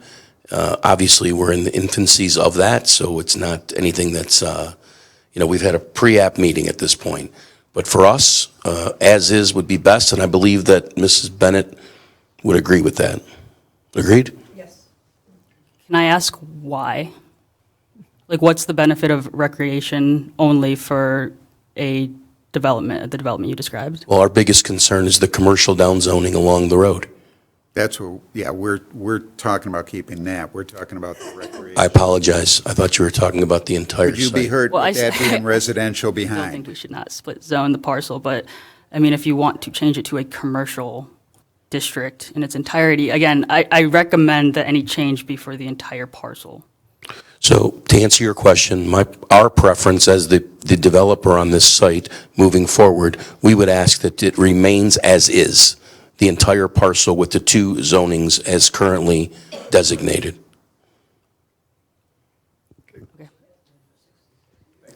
Well, is it commercial general like that, like well, there's the existing right there, so the existing is already commercial general all the way. So that covers it down Utica. So I think the only question is whether the recreational be changed to, So to clarify, RM. Mr. Chair, you would like to keep this parcel split zoned? Can you clarify, do we know where this split zone is? What do you mean, sir? I have never seen documentation of where the actual, any legal description or where it's actually. I mean, you'd have to look up to see if the city has any records for a legal description in terms of how it's split zoned. so to explain to everybody what you're talking about, you mean, are there property lines like we see them right there, straight down? Well, that black Or is it all line, that one? black line isn't a property line. Right, that's what I mean. Yeah. Are there property lines in there or not? So No. that's why you're saying split zone, because of that. Because it is, split zoning is when one parcel has more than one zoning district. Right. So there were a couple where the Marathon is, that are commercial in the front in kind of odd ways that we've remedied by either making commercial general or industrial. And this is another location where split zoning exists. So, I mean, basically, the concept as What is the problem with it remaining as it is, and it has been for 66 years, and 40, Right. the frontage Ma'am. got all the service buildings. Excuse me, because you have to. No, we're, Let it, sit- No, we'll bring, just get a mic to you. Why the change? Because right now, we have the farmhouse, Sorry, I didn't see. our pump house, our service building, and our clubhouse. From the pump house to the service building is already commercial. So why? Excuse me, ma'am. I'm sorry? You have to put the mic in front of your mouth. Oh, I'm sorry. I'm not used to this. You never sang karaoke or No, we're not allowed to no, sing? So I don't understand how the city is really going to benefit that much if we're talking about safety or whatever. It's already, most of the property is already commercial. Why are we going to change it to residential? How is that going to affect the city or help the city be more beautiful, more livable, more conducive to people coming together. No one has explained that to me so that I, as a layperson, can understand it. Our whole life's investments have been there. That's beside the point.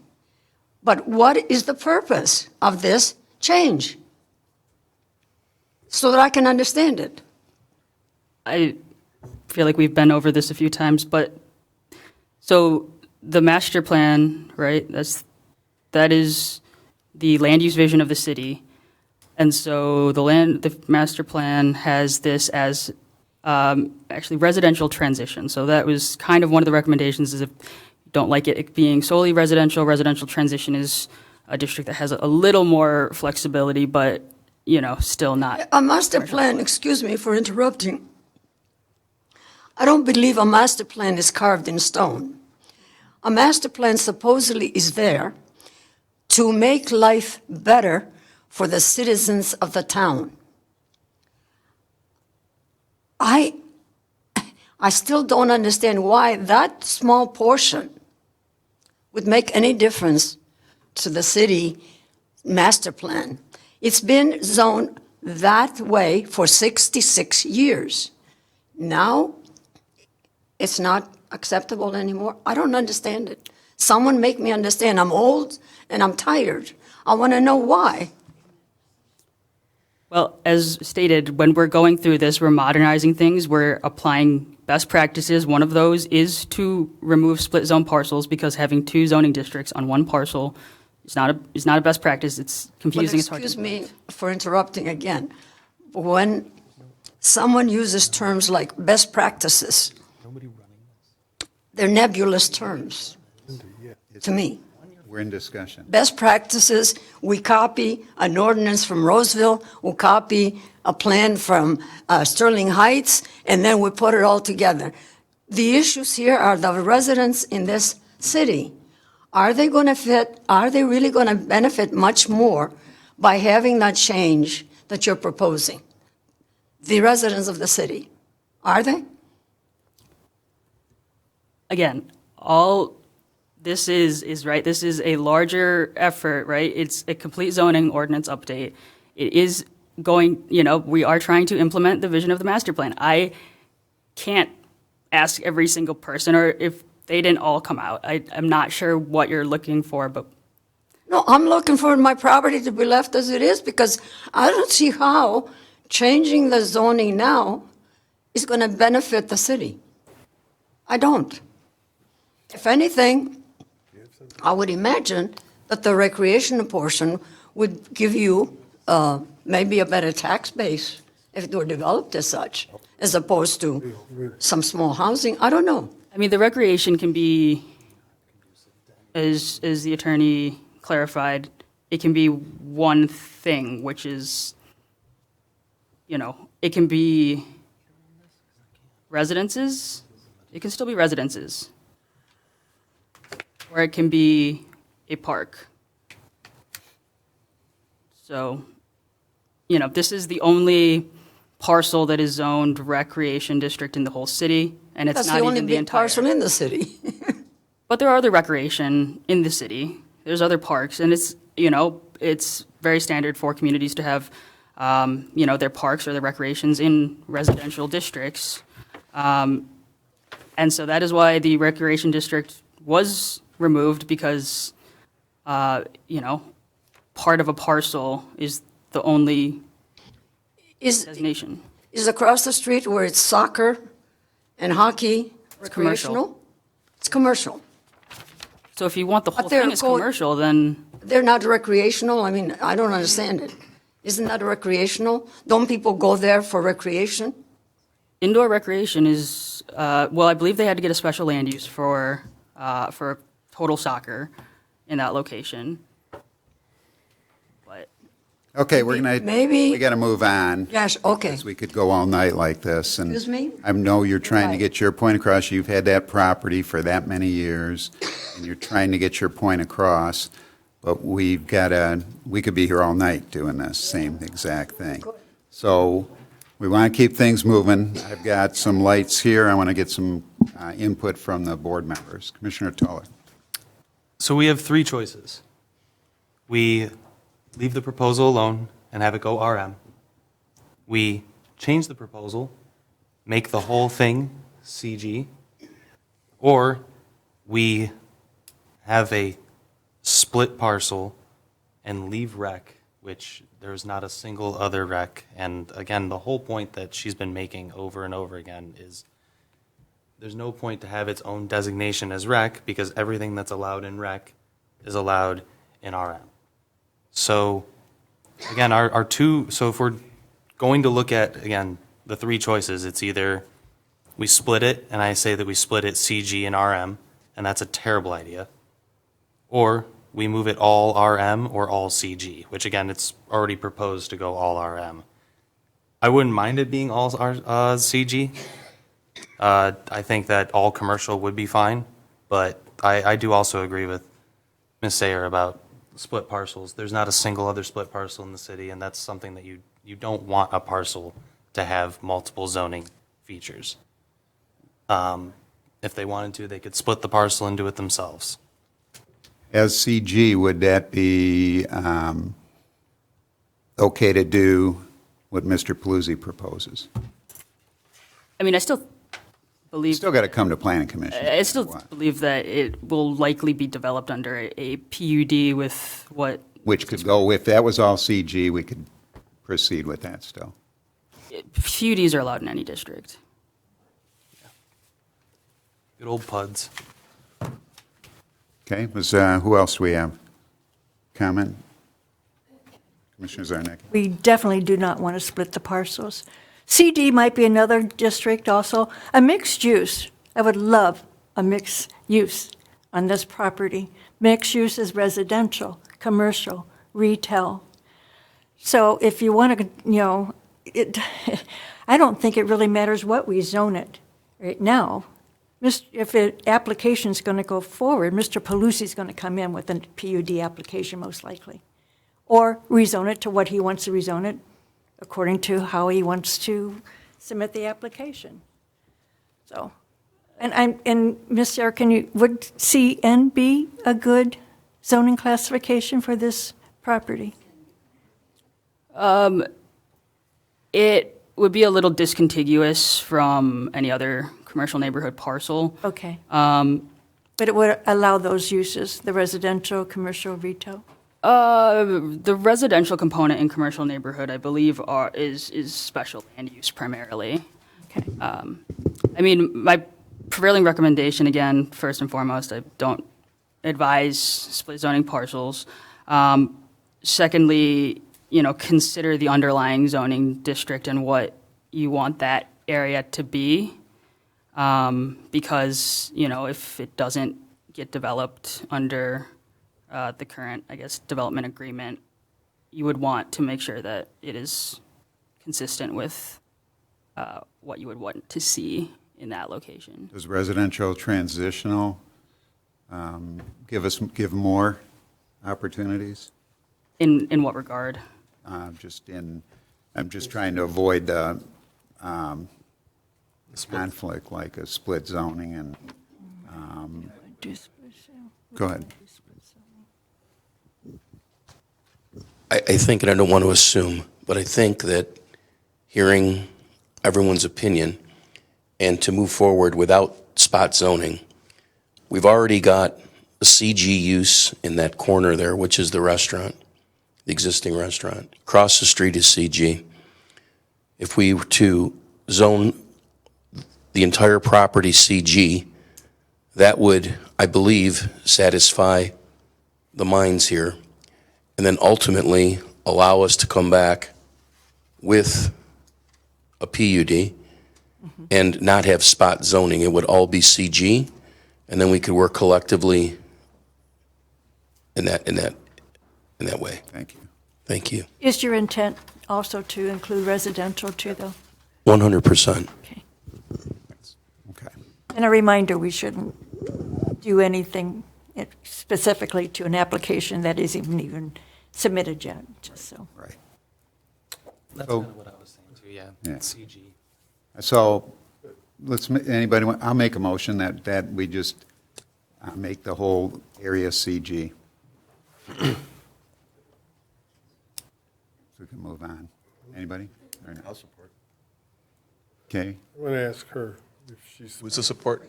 Oh. Tell her. You want us? John. Is that all right? Supported it. Thank you. Okay. Okay.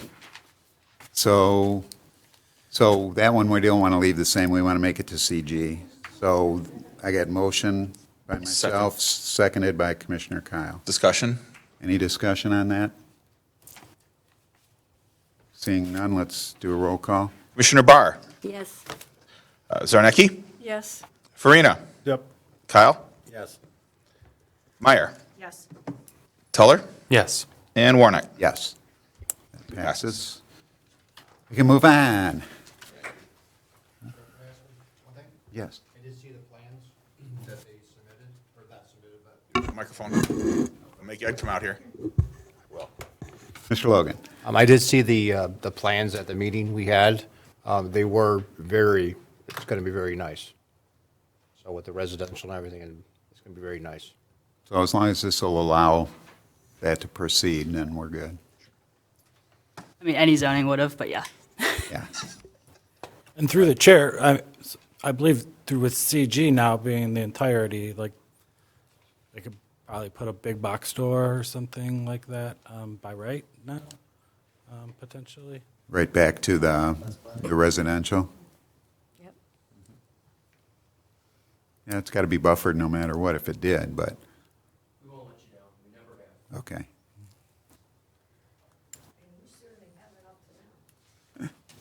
Okay, let's move on. Number 9. I think this one's fairly straightforward as well. It's it was a medium. It's on 14 Mile Road, residential medium to RT residential transition. The concerns had were about individual benefit, but as stated before, zoning ordinance updates are not for necessarily individual benefit, but more community benefit and community vision. So we don't have any proposed changes to this one, but again, invite discussion if you have any. No. Hearing none. So now we are up to the Hayes site. So this is near the corner of Hayes and 15 Mile. It is currently RM and a proposed RL, and this was a recommendation of the master plan. Again, was not part of that process, but my understanding of it was to rezone the lots to they are larger lots, so to be more consistent with that district. However, I think that keeping this parcel as well as the parcels up to the CN corner RM, if that's the intent of the Planning Commission, I think that is also an appropriate direction to take. So sort of just on how you'd like to proceed on that one. Commissioner Teller. I would like to make a motion to keep the existing zoning of those 1, 2, 3, 4, 5, 6 parcels all the way up to the CN corner as the RM and not transition them to RL. I'll support that. Discussion? Discussion? Any? Roll call? Commissioner Barr? Yes. Zarnecki? Yes. Farina? Yes. Kyle? Yes. Meyer? Yes. Tuller? Yes. Warnock? Yes. That passes. All right, next. Okay. This is also an interesting one. This might also encompass number 13 as well. But the current RM zoning on auto, which is off of Klein, there is proposed to go to CBD. Again, this is the master plan has that whole corner kind of shown in the proposed zoning as central business district. Gentleman who owns some of the properties along Otto was concerned about not being able to build homes, and so single-family residential would not be permitted in the central business district. Essentially, when considering these, can I bring a discussion item up? It comes down to, how far in the future the city or the planning commission envisions creation of a true downtown. So something like that will take time. If it's expected, relatively near term, then central business district, and by near term, something I would say, 10 years or so. If it's longer than that and it's, closer to 50, perhaps a gradual transition, so something like commercial neighborhood or residential transition in the areas that are not fronting Utica, Garfield, or Utica, Garfield, or 14 Mile might be appropriate as well. Another option would be to allow single-family detached residential, so single-family homes as a special land use, so then Planning Commission has some discretion over that and can implement the vision as, as where they are, but kind of a couple options up for discussion. You want to say something on that? I like that. I like that if we move it to a special land use, it basically still gives them the opportunity without us having to redistrict it all, and we can still be hopeful about the under 50-year downtown.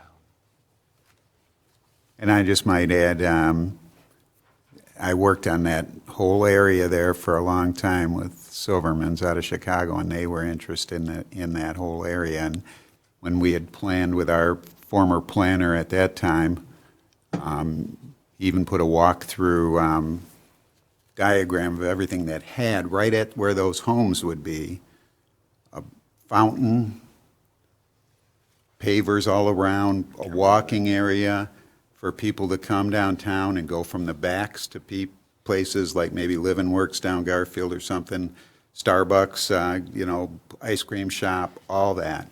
So we'd get a walking downtown instead of being down 14 Mile, which doesn't give you much of a walking area. So in there, it would give that whole central area something to center and have people meet. They could go during the night, sit there, read a book, do stuff, talk, have conversations, little bistro type things, have coffee out there, ice cream out there. So that would still open it up to that possibility if somebody came along and wanted to do something like that. So I like that idea myself too. If we keep it that way in case nothing did happen, there's always that possibility then. So I'm for that. Anybody else with discussion before anybody makes a motion on it? None? Do you want to make a motion? Anybody? I'll make that motion.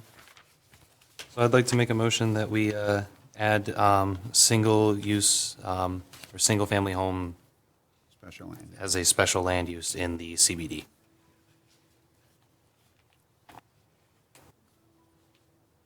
Any support? Anybody want to support? Okay, motion by Tiller, support by Farina. Any discussion? Does everybody understand what that is now? No, I didn't hear the. What it would be is that central area, can you put that picture back? Where you see all the purple, say on the right one, that big triangular trapezoid, that area would be the CBD still, but it would have a chance to bring in a residential, like where the old is there, if it went for special land use, and it got approved. There was a time a few years ago, I was on the Downtown Development Authority. It was great. I mean, what they were planning for downtown Fraser was wonderful. And all of a sudden, it was disbanded because this came in and everything was thrown away. And it was like you could walk around, having benches, ride your bike. It was just perfect for a little town. It would have just really pulled people into Fraser. But no, we got to have something like this. I'm sorry. So this can still have that potential to do that. Well, if they did, that would be wonderful, but that doesn't seem that's the plan that they're going on right now. I don't know that there's a plan even, but I mean, keeping Just this, keeping that, making it all the CBD. As CBD it's closer is, to yeah. it, to that plan. Now, there's things, of course, I've been getting calls from people who are very upset what's happening to their property. But one thing I don't, you know that house right next to Sheets, between Sheets and the church there? Okay. She was always business. They just changed her to residential. She doesn't understand it. There's nothing but businesses. She's surrounded by businesses. you did motion to change that to commercial You, neighborhood. you already changed that. Yeah, we already did. You changed that. You changed it already. We voted on that. That was number earlier. 3, Yes. right? It was one of the calls I got because she's saying, how could they do this to me? That was number 4. And she was, she got, And you voted to change it. This is probably, I think this is the last one of all the things that we need to go through. This so- does encompass the other 2 that were on the list, right? Yes. Or the other one, 13, I think? 13, Corner. number 12 is my favorite. I'm going to make a motion to, we did. yeah, oh, so then we just got a Supported, roll call yes, then, that's supported, right. So we need a roll call if we're done with discussion. Can I, Oh, another discussion. I'm sorry, just clarification, we're adding special land use under the residential, under CBD. CBD. Your Correct. CBD. Okay, thank you. Which means that they could come in if they go through the process and it gets approved. It's still going to get approved and everything, so, and go through that whole process. So, that clarify? Yes. Close enough? All right, roll call. Commissioner Barr. Yes. Zarnecki. Yes. Farina. Yep. Kyle. Yes. Meyer. Yes. Tuller. Yes. Warnock. Yes. That passes. All right. Is that it? You think so, but I have a secret last thing, but it's not actually. Blame the code enforcement.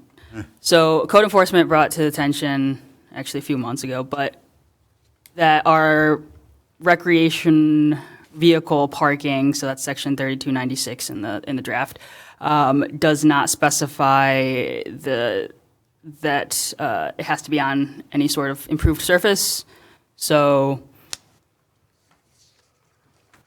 proposing adding language on the screen as written about recreation vehicles and equipment shall at all times be parked or stored on a surface consisting of asphalt, concrete pavers, or an alternative material approved by the building official as suitable for ensuring proper maintenance of the area where the specific unit is parked or stored.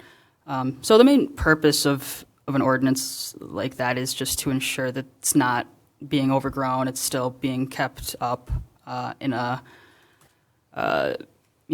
manner that's not going to cause any sort of blight or anything like that.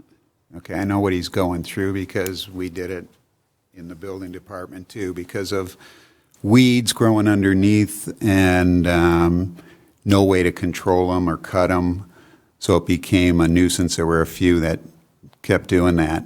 The only thing I'm concerned about with that whole thing is we got this impervious surface ordinance. Now you start adding more pavement and you don't want to take away that. People should have the right to have a recreational vehicle. I mean, this is Michigan. So for trailers and everything, for boats, motorhomes, whatever, trailers that hold their, jet skis or whatever, they should have that as not being limited because it will limit them with this impervious surface ordinance. So I would say if they can make it something where it's weed-free surface instead of concrete and asphalt. She said improved, not. Right. That's the improved So, like- surface, but when she did the explain, I want to be specific more that it does allow anything Well, yeah, weed-free. that last thing said, or any other specific approved by the building Approved by the building official. which could be. So he may want to approve it just to get permits for concrete. So he won't approve, all it takes is a guy with an attitude to say, oh no, I want concrete there. So I'm trying to be a little more specific to not have that question or be controlled by one person's feelings. It needs to be allowable as long as it can be weed-free. There are other things that can be weed-free and still allow pervious surface. So I don't know the best way to word it. I mean, if you just want to change that, recreation vehicles and equipment shall at all times be parked or stored on a weed-free surface. Actually, yeah, not only weeds, I mean, even grass can grow. So I would say vegetation. You also don't want them just parking on a giant dirt patch, because otherwise they're just going to put dirt patches in their yard and throw their stuff on. Exactly. So I mean, An improved service I like as long as the explanation is understood, and somebody doesn't come along and say improved. Well, I expect improved to be concrete or asphalt. Yeah, and now it becomes an impervious surface, and now they can't put it in there because they can't have any more impervious surface. They already use it up. So, well, you want to take away everybody in Michigan's things? If you want to be that way, that's your attitude for maybe people that do travel and enjoy their weekends away or doing things on the lakes that we become and camping grounds that we have. I don't want to take that away. I don't want to be the person that does that. It's not an argument of, should people have boats, should people have RVs. The impervious surface ordinance was adopted to ensure that there was adequate stormwater runoff, that it wasn't going to the city water. That it goes into the ground. That's what we want. We want impervious. Anyway, back to your hand is changing the stored on an improved surface. We can reference, it not just being, vegetation free or something improved vegetation free surface or something like that. I don't know. Suggestions? Anybody? I mean, Microphone. Didn't hear you.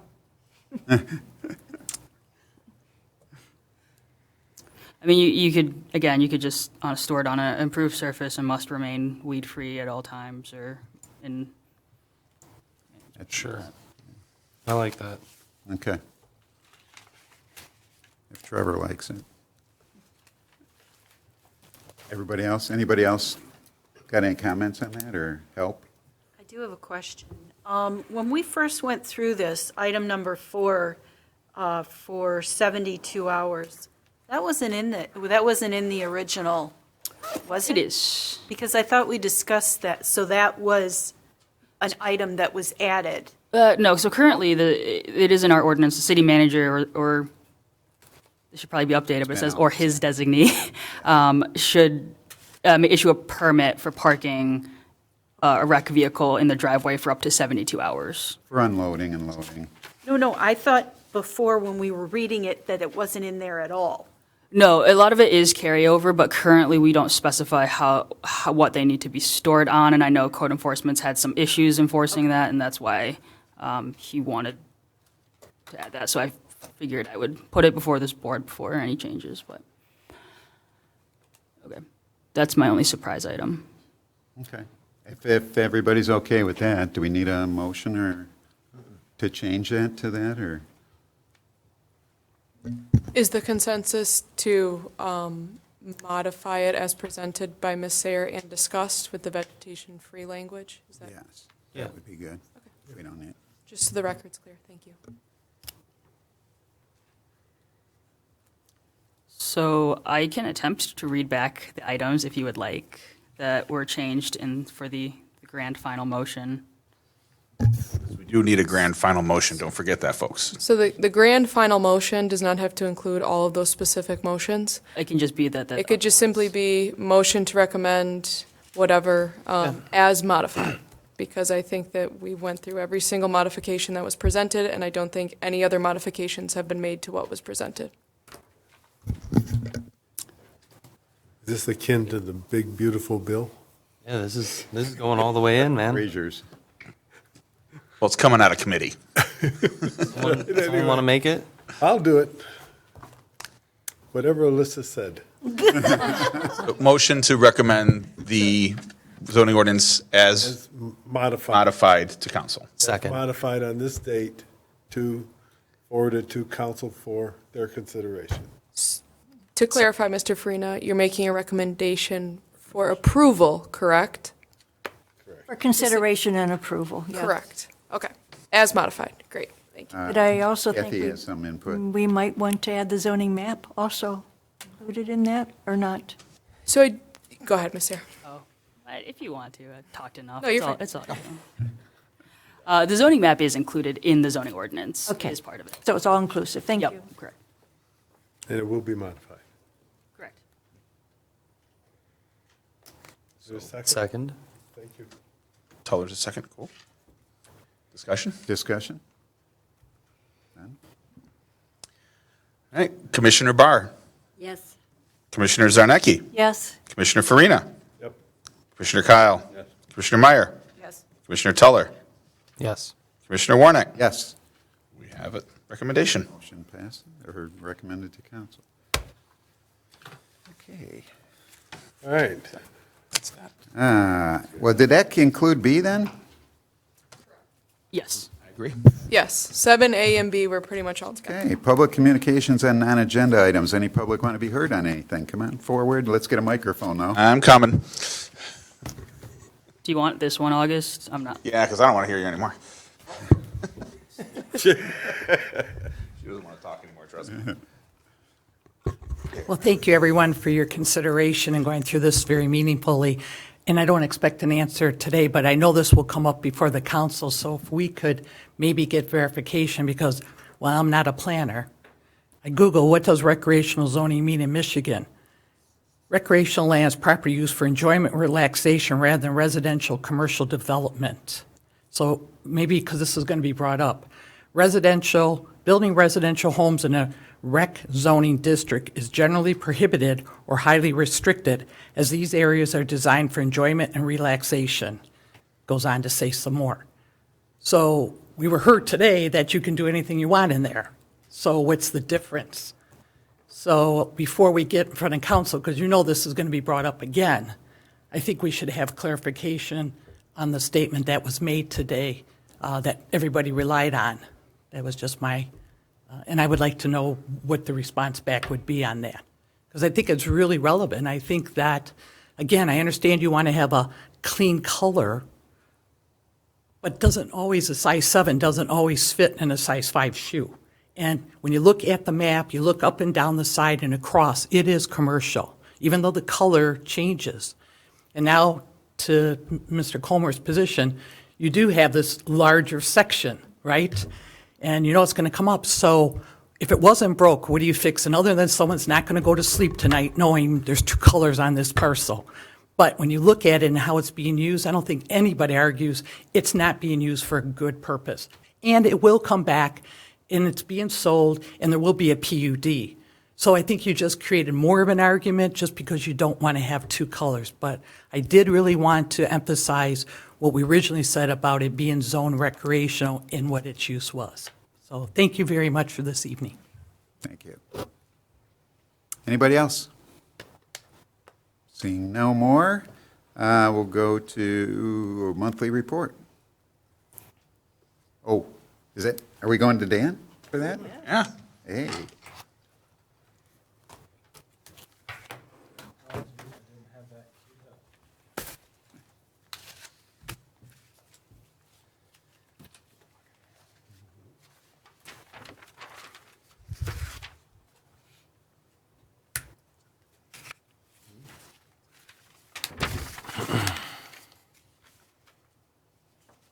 It's up there. Monthly report. Well, Sheets is coming up for their final occupancy certificate. That's the only thing I knew I see there on the first page. ZBA, we're going to be handling some old business tomorrow. I'll do mine. It's okay, Dan, I'll do yours too. And in April, we approved a variance for evening side on lot coverage. It was a 3% increase over lot coverage. That got approved. Yes, it did. And that is the entirety of the changes in the report. Good job. Yeah. And like I said, we have for my report, Birdies and, what's it called? Birdies and Brews are coming up for, they want a variance on parking. It's, it's right up by the arcade. The building next to the Right. arcade building. Right. It's a tough one. Only put so many spots. Right. Okay. So we got our liaison report. So any commissioners' comments? Let's start with Trevor. Well, I guess to go with my earlier theme of earlier in the year, let's go Pistons. Getting in the playoffs. Great job. It's been a long time. That's it. Right? Nothing. No fish fries, no spaghetti dinners. What's going on? Break. Who are you? Break time. 12 gallons of wine going. Yeah, I got some going too. Commissioner Kyle. I'm good. Commissioner Meyer. Good. Commissioner Barr. Nothing. Commissioner Zarnicki. Nothing. August, anything? I'm good, sir. Thank you. Dan, welcome, Dan. This is his first official meeting, even though he hasn't had to say much of anything. Just wait. Oh, nothing? No, congratulations, y'all. I know there was a lot of hard work that was put into this. I thought that the public comment and the community comment was very thoughtful and well considered by the members. So give yourselves a round of applause for making this recommendation to council. It was a big endeavor, and certainly thanks to Lauren for her work on this more than 2 years of deep engagement and thoughtful consideration and work and hours went into presenting this opportunity for you all. And I'm looking forward to being part of the transition that may help implement some of these things. Thanks a lot. Welcome, too. Commissioner Zarnicki, yes. And I apologize. I was wondering if we would know when the zoning ordinance amendments might go in front of city council. Yeah, any idea? It's not going to be in May. I suspect it's going to be the June meeting. June meeting. Thank you. Alyssa, anything? Nothing this evening, thank you. Kids are doing good? She's doing good. She's a maniac, but in the best way. And I have nothing either, so. You didn't ask. Oh, Bob, do you want to, yeah, is there anything you want to add that would help us? Because,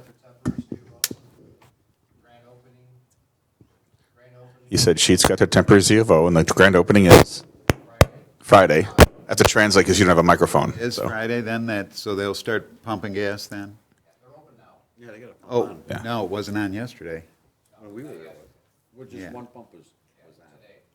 Because if you sign up, you get 30 cents off per gallon for your first month, and then future is 10 cents off a gallon or something. So it's a pretty good deal, and their prices seem to be really good. So we'll see how everything goes.